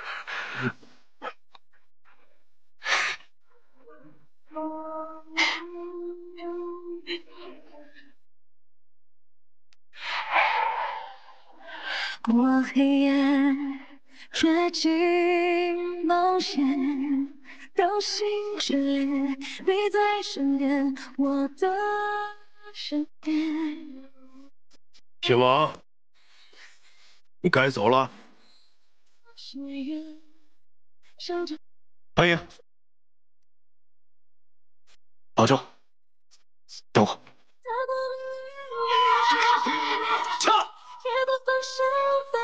并且在破碎中完成我和你的世界，用你守护着我也梦想你给我的信念，无论经几次伤，我们知道。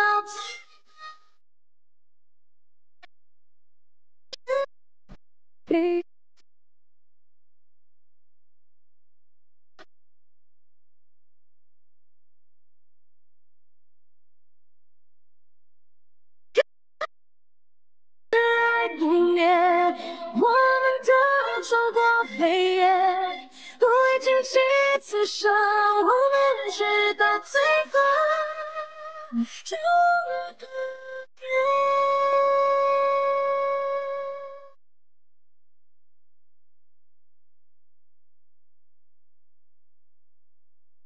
阿英，等到天下太平，我定娶你为妻。我要娶你，我要娶你！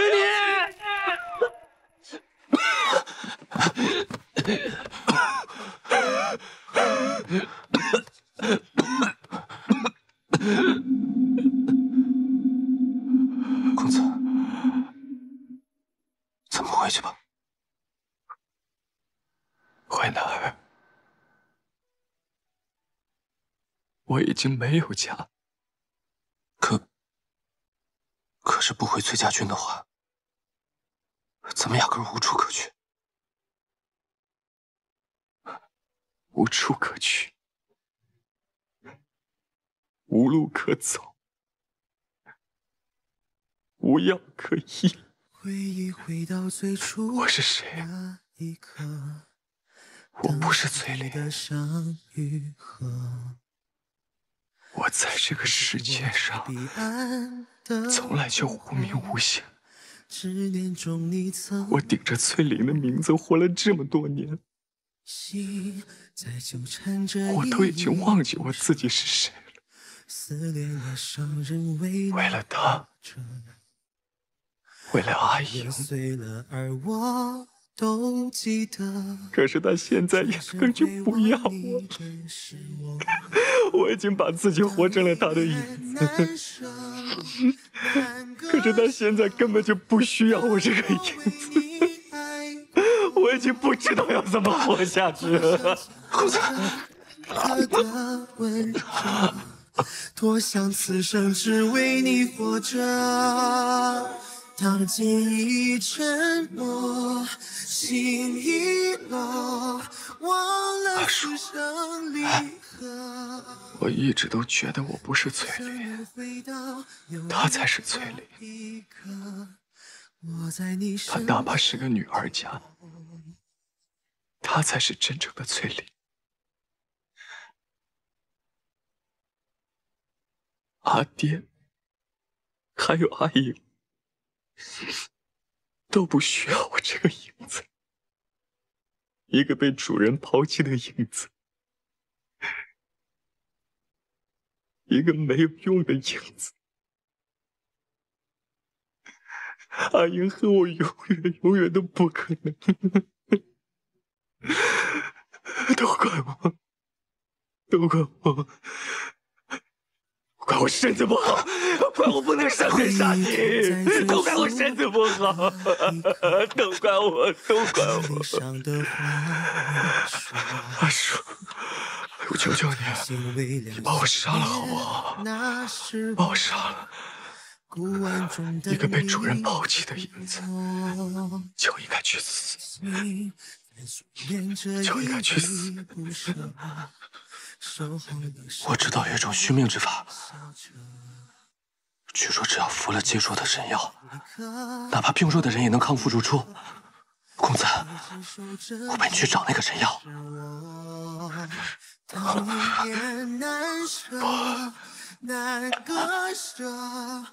绝对不能去。崔家军和结说有着血海深仇，阿英的娘亲就是死在结说人的手里。我是绝对不会去找他们的。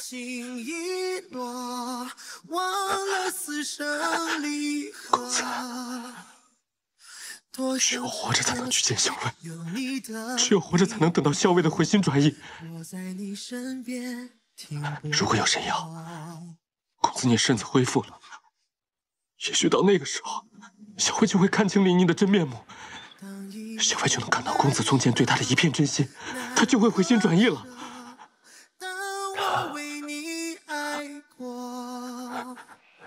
你说的对，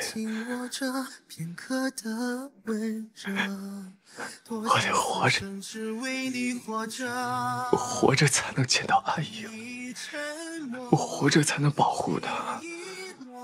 如果有一天我身体康健，我也能上阵杀敌，他也会喜欢我的。到时候他必然不会喜欢李妮了。阿英到时候一定会喜欢我的，阿英一定会喜欢我的，阿英一定会喜欢我。阿英，阿英，你到时候一定会喜欢我。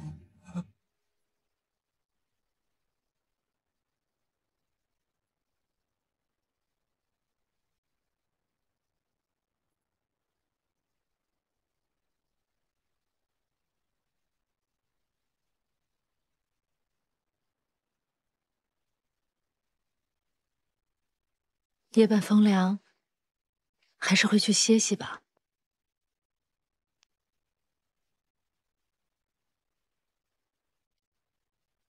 当初我以为天下莫能敌，裴县老矣，崔有接硕牵制，如今看起来真是一招不慎。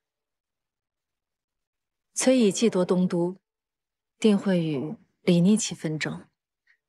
若是杀了梁王韦帝，便会与李逆结成生死大仇。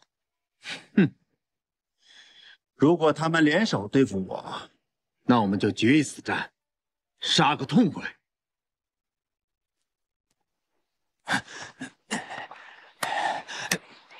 我就说，信王率军守城，他绝对守不住。唉，幸好我们跑得快，要不然等伯父攻下洛阳城，到时候就难以分说了。伯父现在是死了亲生儿子，肯定怒火冲天，暂时顾不到我。不过这么一来，到时候也只有我能继承崔家的家业，毕竟亲伯侄嘛。万一大将军知道崔公子遇袭的事根，那怎么可能呢？这人马都是乔装改扮过的，他就算往下查，那只能是查出来是李俊的人嘛。如若不然，他怎么可能这么怒气冲冲的就攻下洛阳城呢？若是大将军拷问信王，只怕信王他……就算他盘问出来了，啊，就算他李俊和盘托出，那也是信口开河、胡说八道。你想一想，李俊不单单是设计害死了他的亲生儿子，又挑拨离间我们伯侄关系，伯父能信他？你跟了我这么久，能不能长点脑子？是，那咱们先找个地方藏匿起来，再看看风向。唉，也只能如此了。三郎，还没有了，吃，饭桶。小伟，齐王派人送信来了，还送了好吃的。给，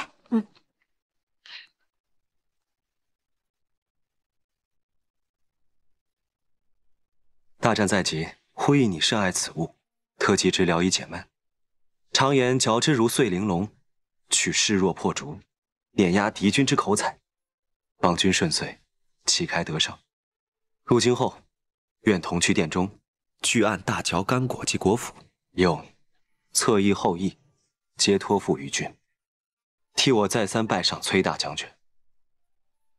小伟，秦王信上说什么啦？说祝我们旗开得胜。送这些来，就为了巴巴送个好口彩啊？是，特意麻烦耳朵跑了一趟，就为了送上这么一个干果的好彩头。他送干果来，跟我又有什么关系啊？哼，干果还没吃几颗，嘴这么硬啊！少威，快吃吧。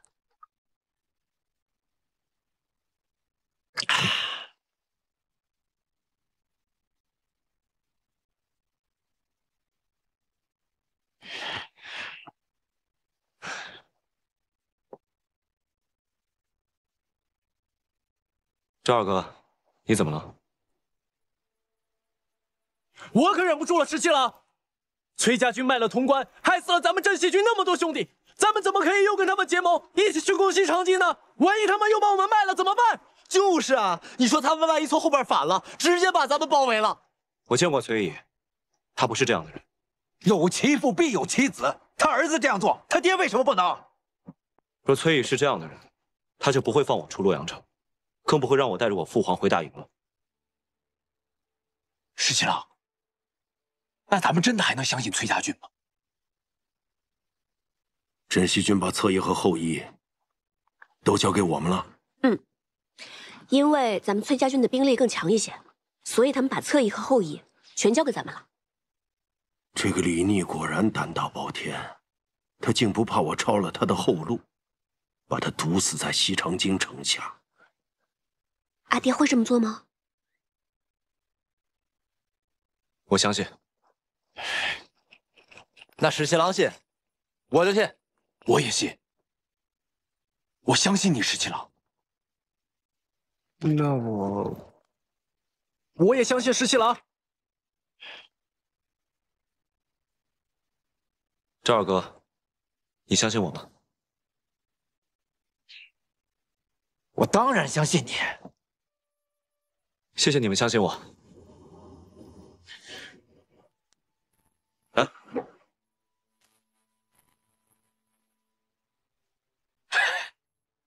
等收复了西长京，我就带大家烤黄羊吃。烤羊就算了，得有酒啊！对，有酒。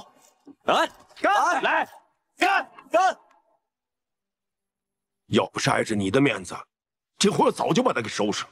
阿爹，你才不会呢。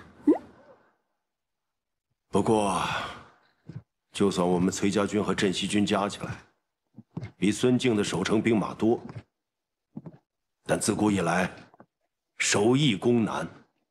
李逆虽然是个混小子，但不像莽撞之人。他是不是在城里还另有布置？阿爹瞧出来了。其实早在前些时日，李逆就已经派人在城中暗中散布谣言，煽动百姓去哄抢粮食。此时城中人心惶惶，一旦攻城，城中街坊必定会先乱起来。而且我还猜他八成安排了放火，或是去太仓抢掠粮食。一旦城中乱了，太仓无粮，那守城的军士必会挨饿，这样攻起城自然会容易很多。是吗？怎么，阿爹认为这样布置不妥吗？李逆看着少年老成，他八成还有一招布置，而且这一招布置必是绝杀。光是烧掠太仓，搅乱城中民心，似乎还不算绝杀。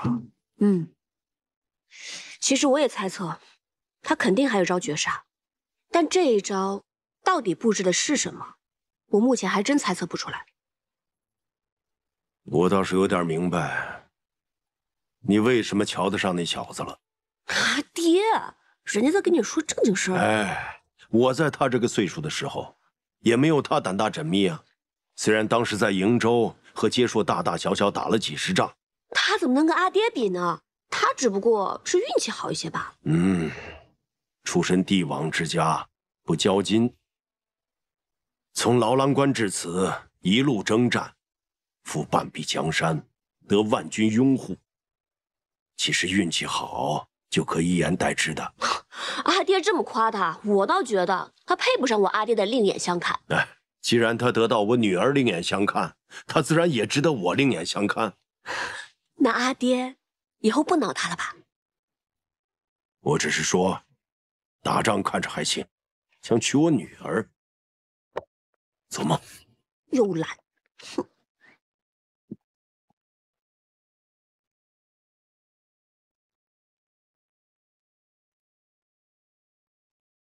秦王要攻城了。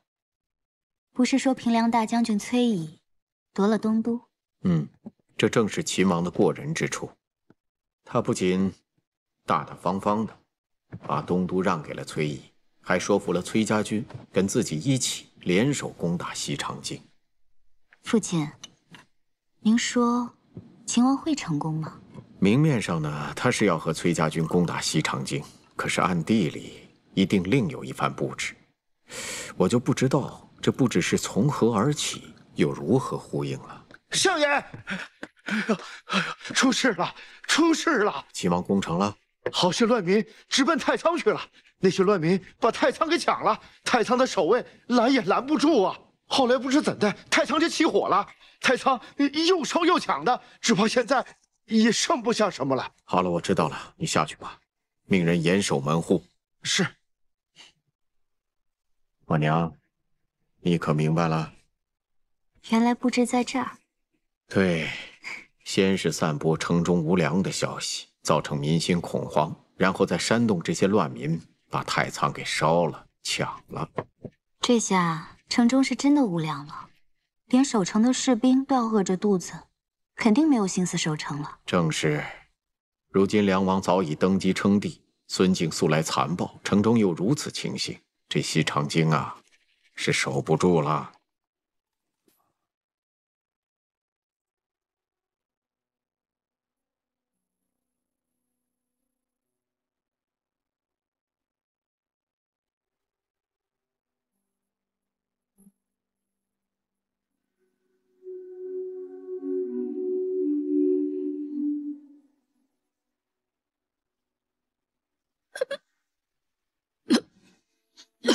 娘娘，娘娘，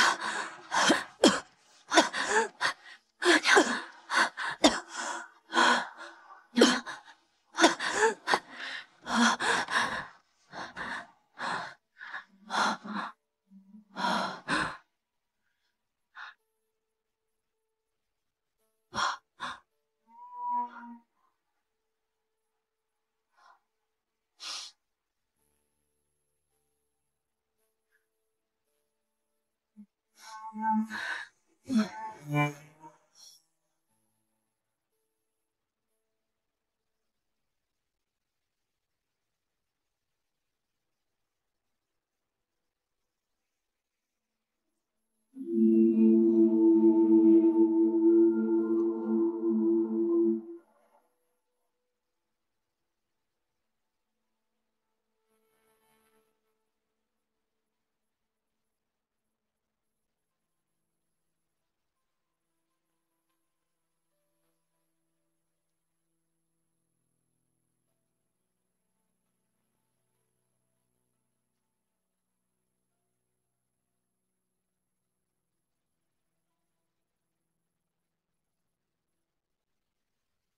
城中乱民抢掠太仓，只怕李逆就要攻城了。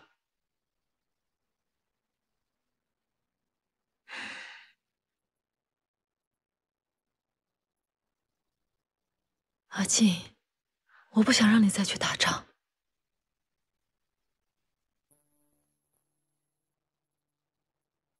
我们走吧。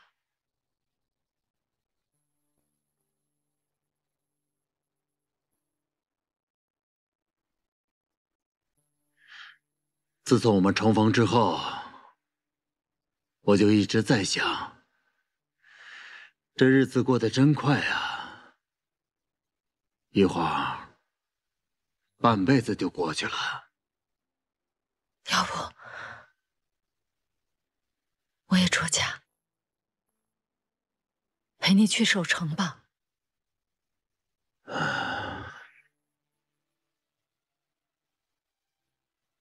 赏花，你好好待着，等我战退了李逆之后，回来陪你一块儿饮酒。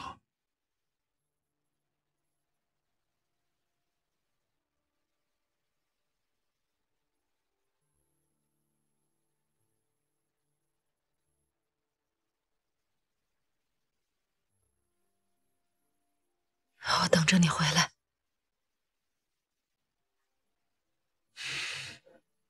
等我回来。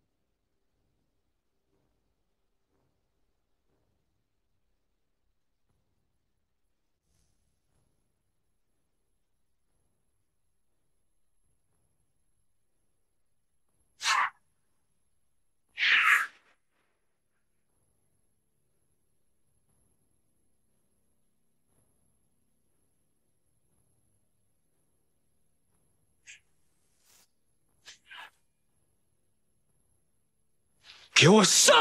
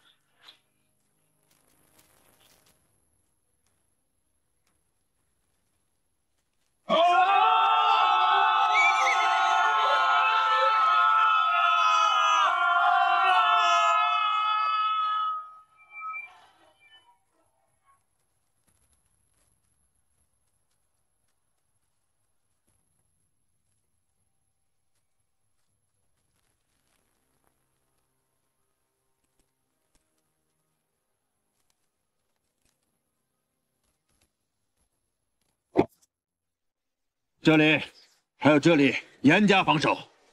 报，大都督，镇雪军和崔家军攻势太猛，四处架设云梯，几个城门都有工程锤重击，我军将士疲惫不堪，死伤惨重啊！令禁军后营上城墙，严守城门，一步都不许退，退者军法处置。是。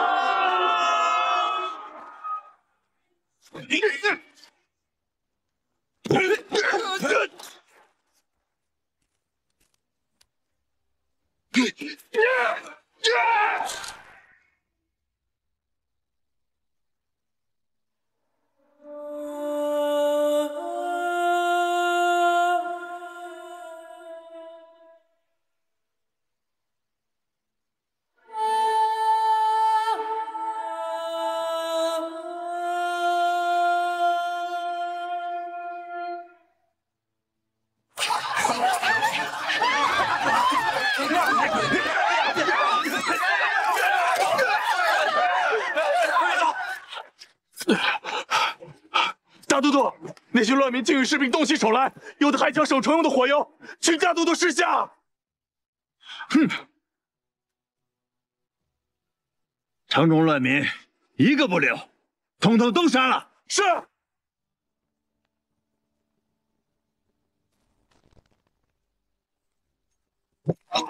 大都督，目前城中已乱，情势危急，大都督不如提前退走，到潼关再做计较啊！只要守住这几日，我们征百余的大军就会回来了。自然会将镇西军和崔家军包抄围剿。大都督，留得青山在，不怕没柴烧。不要再说了，灭所有兵士！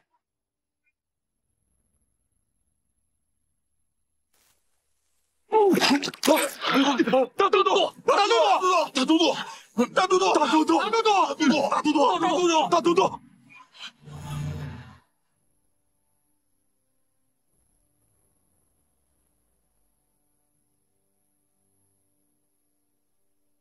大都督，大都督，大都督，大都督。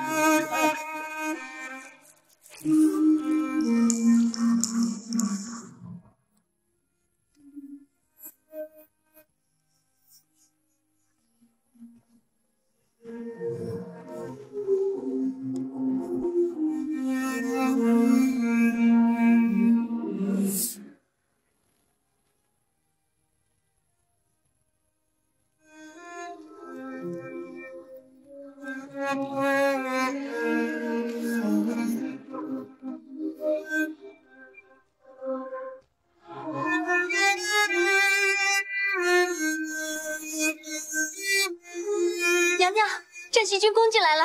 娘娘，镇西军攻进来了！锦娘，既然我已经与李逆暗中商量好里应外合，那我们必须要在宫内也给孙静致命一击。娘娘，你醒醒！来人！哎呀！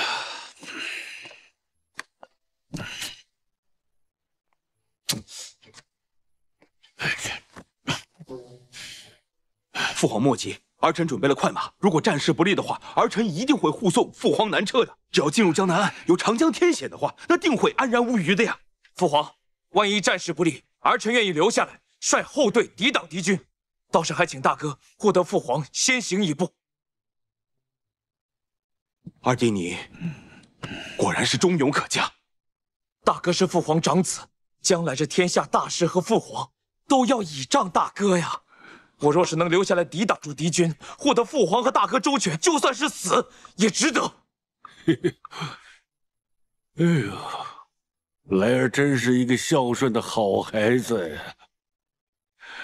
哎，二弟呀，二弟你不能，陛下，陛下，启禀陛下，前线来消息了。快说，秦王破西长京了，恭喜陛下！秦王大破孙贼，已经领军攻入西长京。什么？恭贺父皇！父皇洪福齐天，必有天下，秦王才可以收复西长京啊！恭贺父皇！父皇重用秦王，秦王才能收复西长京，此乃父皇明鉴千里，是天下之福啊！好，很好。哎呀，吴国师说的没错，朕就是真龙天命，只有朕登基为帝，才能够拯救天下苍生。恭贺父皇！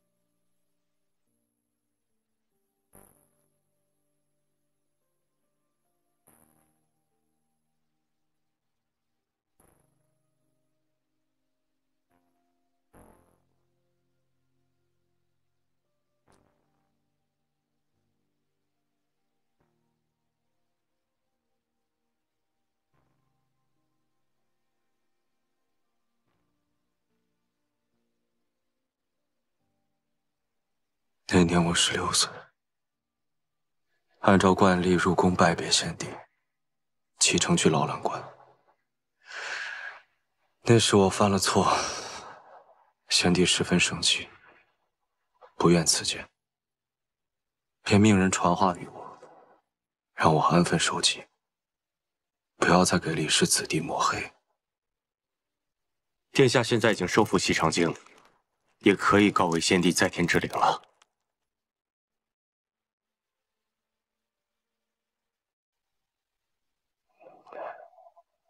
追孙敬的人如何？哦，经过几次短兵相接，还是没能拦住他们。孙敬的亲信副将誓死护卫，看来孙敬现在应该还是昏迷不醒。他们且战且退，已经连夜退到潼关了。崔大将军呢？这破城之后，崔大将军便率队入宫，在建元殿前下马，候云霄台。他说了一句“一行阑珊，不过如此”，便率队出宫，前往了城外崔家军的大营。不过如此，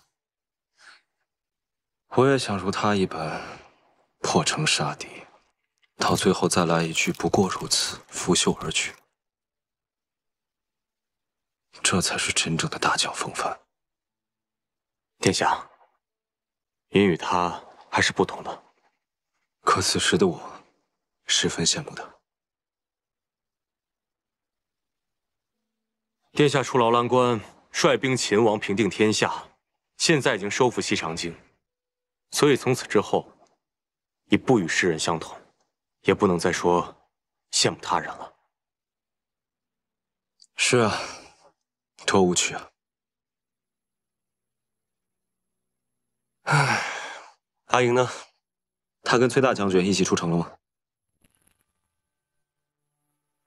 哇，原来这就是皇宫啊！哎，小伟，这里好像除了楼高一点、屋子大一点以外，也没有什么不同嘛。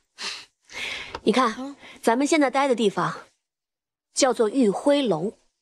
往前那边是建元殿、乾政殿、景德殿，那些都是前朝皇帝理政的地方。那个高墙后面就是东宫，以这个玉辉楼为界，再往后就是后宫了。哇，这么大一片屋子，得住多少人啊？皇帝有10几个儿子，100来个孙子，人丁兴旺，宫里住不下。就等这些诸王成婚之后，给他们分府住到宫外去。只可惜，孙敬谋反，把这李氏子弟几乎都屠戮殆尽了。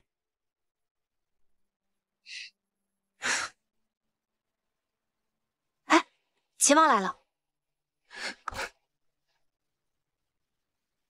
阿莹，有一件事，我想要拜托你。什么事？现太子妃萧氏。他忍辱负重，为了给孙敬下毒，自己也慎重去毒。如今他性命垂危，我想要请桃子给他医治，因男女有大方，请你代为照顾。原来是他给孙敬下的毒。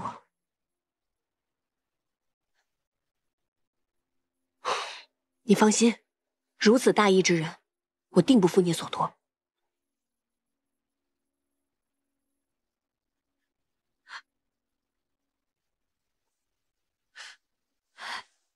就是这盒口汁，娘娘说，若在饮食中下毒，只怕会引得孙敬察觉，所以才下在口汁之中。娘娘还说，这毒药啊，有一股甜香，也只有口汁的花香，才能掩盖住它的气味。而且只有一次机会，终于等到攻城之日，他立刻将毒药涂在了自己唇上，全然不顾这毒也会侵入他的心脉。娘娘，这是冲着同归于尽去的。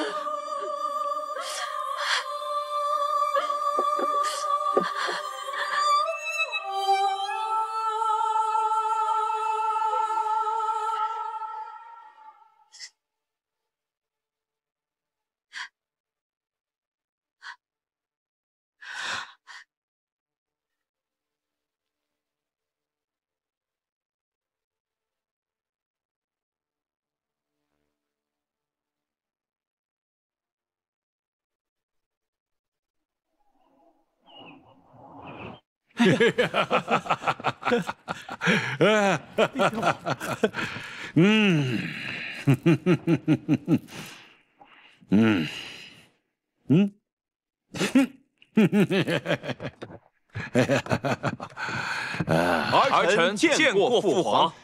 哎，免礼免礼，谢父皇。秦王遣了兵马出城来迎接。朕作为天子，要摆了大驾，回西长京接受百官的朝贺。父皇，儿臣有几句话，不知当讲不当讲。有什么当讲不当讲的？说。如今秦王已经收复了西长京，立下了不世之功，不知父皇打算如何犒赏秦王？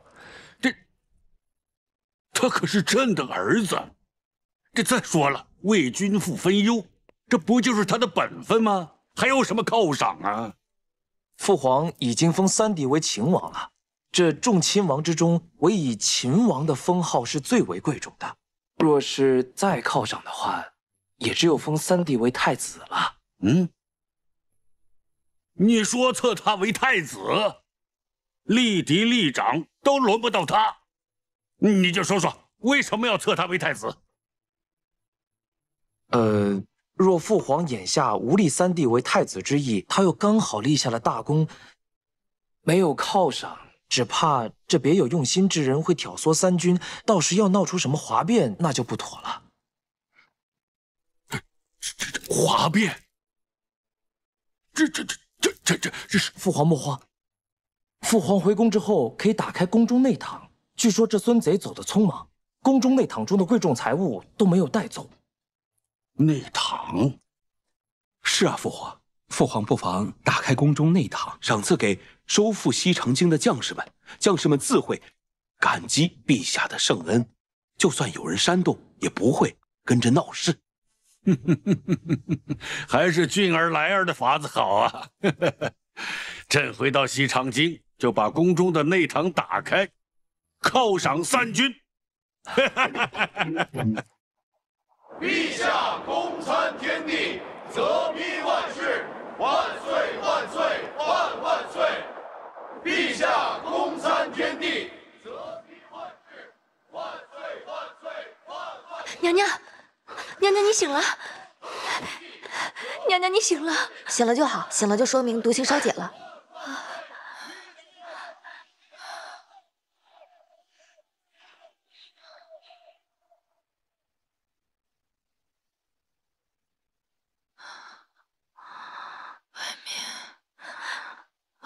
外面是什么声音啊？娘娘，您都昏睡了好多天了。亲王殿下率镇西军收复西长京，迎陛下回宫。今日啊，陛下受百官朝贺，外面的声音正是三军的谢恩之声。我们赢了，宝贝，我们赢了，我们赢了。娘娘放心，我们赢了，赢了。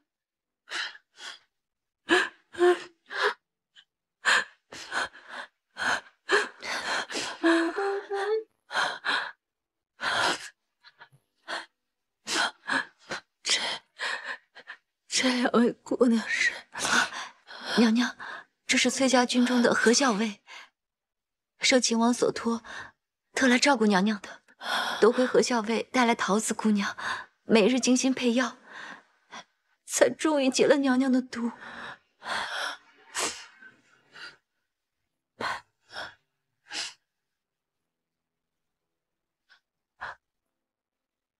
多谢何校尉。娘娘大义，救了天下人，何某应该替天下人谢谢娘娘才是，又怎担得娘娘一个谢字？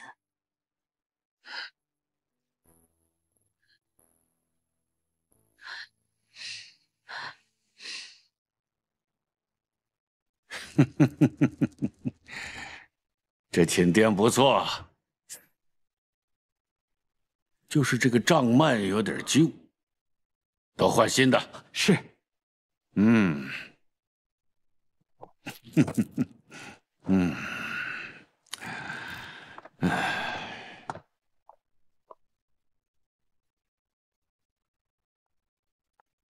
儿臣见过陛下。免礼免礼。哎，秦王你来的正好，这次收复西长京，你立下很大的功劳。说说看，想要什么赏赐？是金银，还是要封地啊？陛下，儿臣什么赏赐都不要。儿臣想请旨，待儿臣派人寻回太孙后，还请陛下应允迎回太孙。太孙？孙敬谋乱之时，弑杀先帝、先太子，幸得云长将军韩畅护卫太孙逃走。陛下，太孙乃先帝嫡传之血脉，请陛下应允迎回太孙，并令其为储君。哎呀，这么大的事，朕还要考虑考虑。陛下，先帝崩，先太子殉国，太孙继位，是名正言顺之事。朕都已经说过了，要好好考虑一下。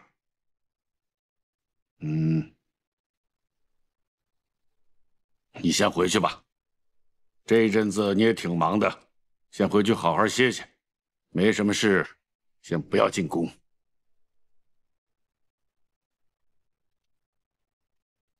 是。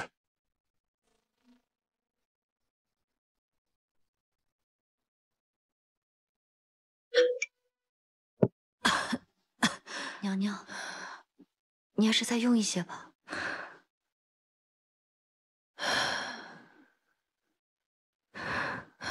锦娘，孙静还活着吗？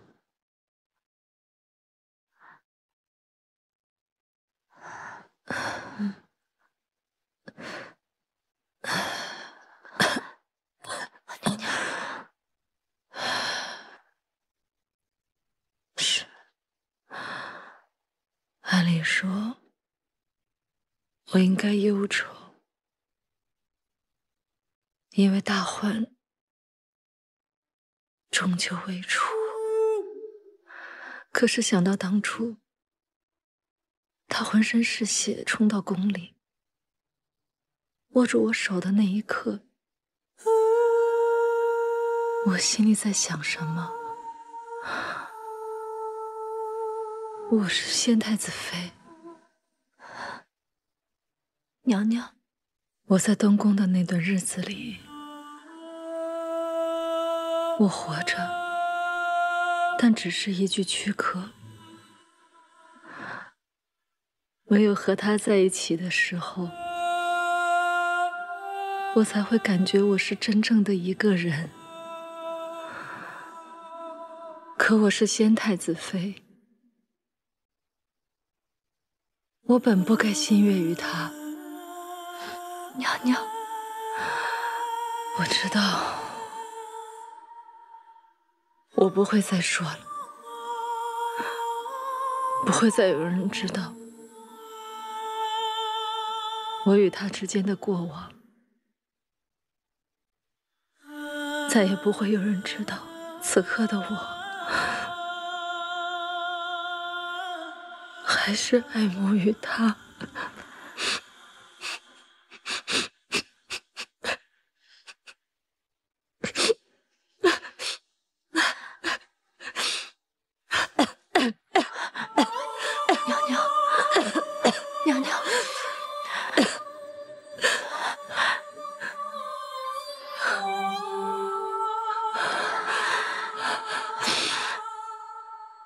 我与孙静须臾为一，我冥结一时，死不足惜。娘娘，您切不可这么说呀！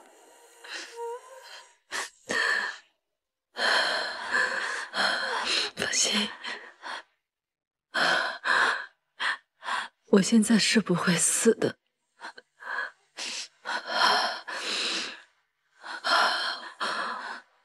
我还要确保太孙平安归来。我要看着他长大成人，到时候花才有颜面到地下去见宣太子。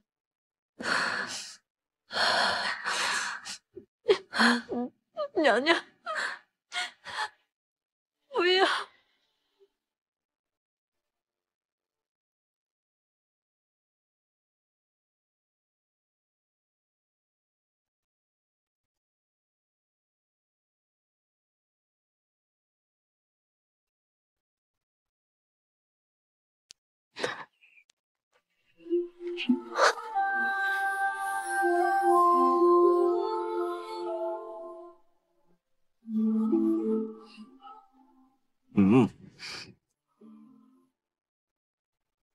你还舍得来看我呀？我以为崔大小姐早就把我抛诸脑后了。秦王殿下为何如此健忘？明明是秦王殿下让我去照顾萧妃娘娘。萧妃娘娘今日的身子终于好多了，吃了半碗粥也能说话了。我这才有空出宫来看你。我一出宫就来看你，都没有去见我阿爹，你还不领情？那我走了，我要出城去见我阿爹了。哎，说笑的嘛。这样子，你陪我一会儿。待会儿我陪你一起出城去拜见崔大将军，好吗？你就不怕我阿爹再把你捆起来，塞到箱子里去？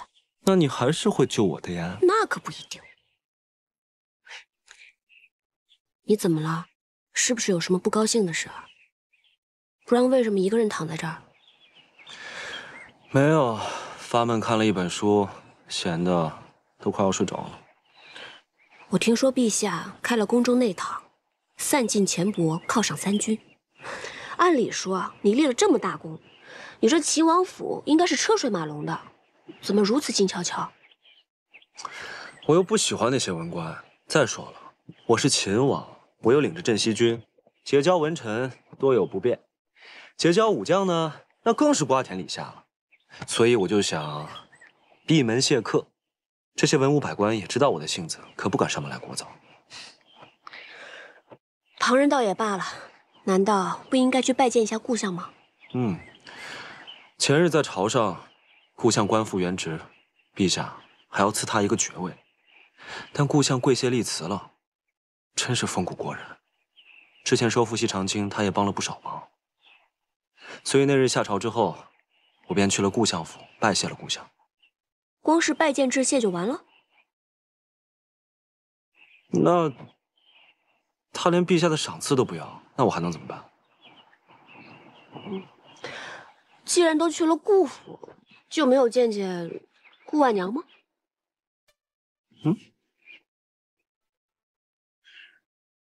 我去见顾婉娘做什么？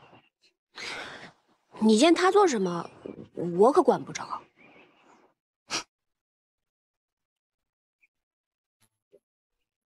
哎呀，你吃醋了？我没有，你就是吃醋了。我才没！我要出城了，见我阿爹去。我陪你，免得你不放心。不要！别吃醋了啊！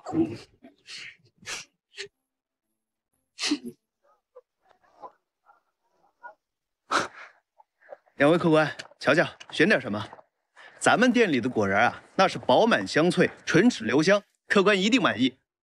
这里每一样都给我来一份。客官，您稍后。你当日在信中说，待入京之后一定要一起来这家干果店，今天算是如约而至了。这一次买了这么多，够你吃一些时日了。怎么听起来有点不情不愿的？倒也不是不情愿，只是一想起来，今日一别，不知何时才能再见。十七郎突然做小儿女之态，还让人挺惊讶的。本来呢想少买一点，这样你每次吃完了就会想起我。但是我后来想想，还是多买一点吧，这样你吃的时候就会想起我，更好。谁吃干果的时候会想起你啊？我呀，我吃的时候就会想起你。毕竟你喜欢的，我也会喜欢的。客官，您的干果好了，谢谢。哎，走，走吧。嗯。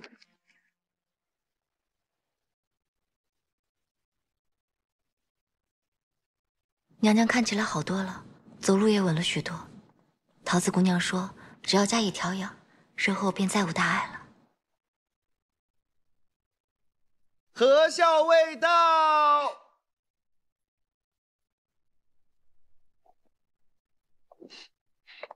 娘娘，娘娘今日觉得身体好些了吗？好多了，快过来坐。谢娘娘。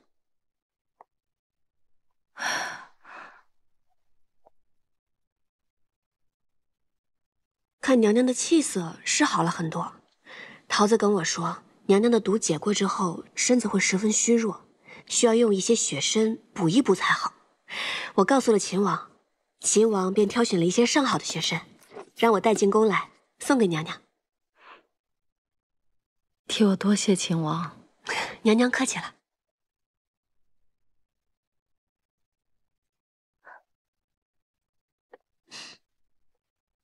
前些时日，听姑娘说，你是崔家军中之人。嗯，受秦王所托，一直在宫中照应我。真是辛苦姑娘了。没有，娘娘您客气，说是照应，不过都是锦娘还有宫女们在张罗，我也就是过来陪着娘娘说会儿话而已。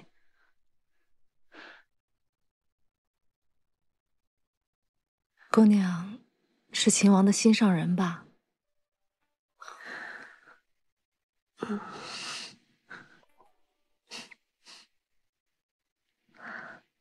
我虽从未见过秦王，但在我处境最难之时，与他通过密信，他的为人之道，从种种细节能窥见一二。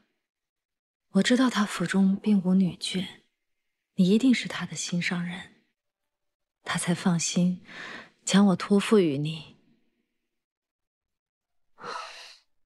娘娘真是敏慧过人。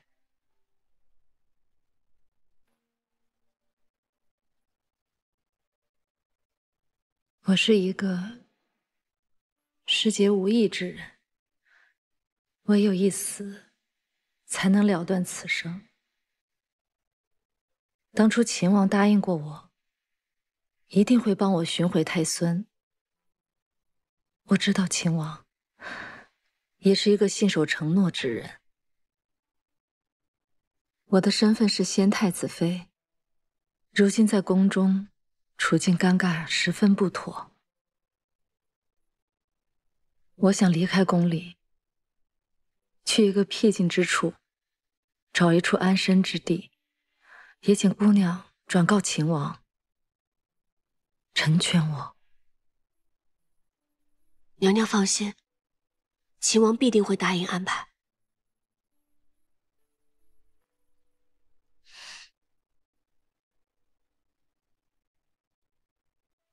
你真的姓何吗？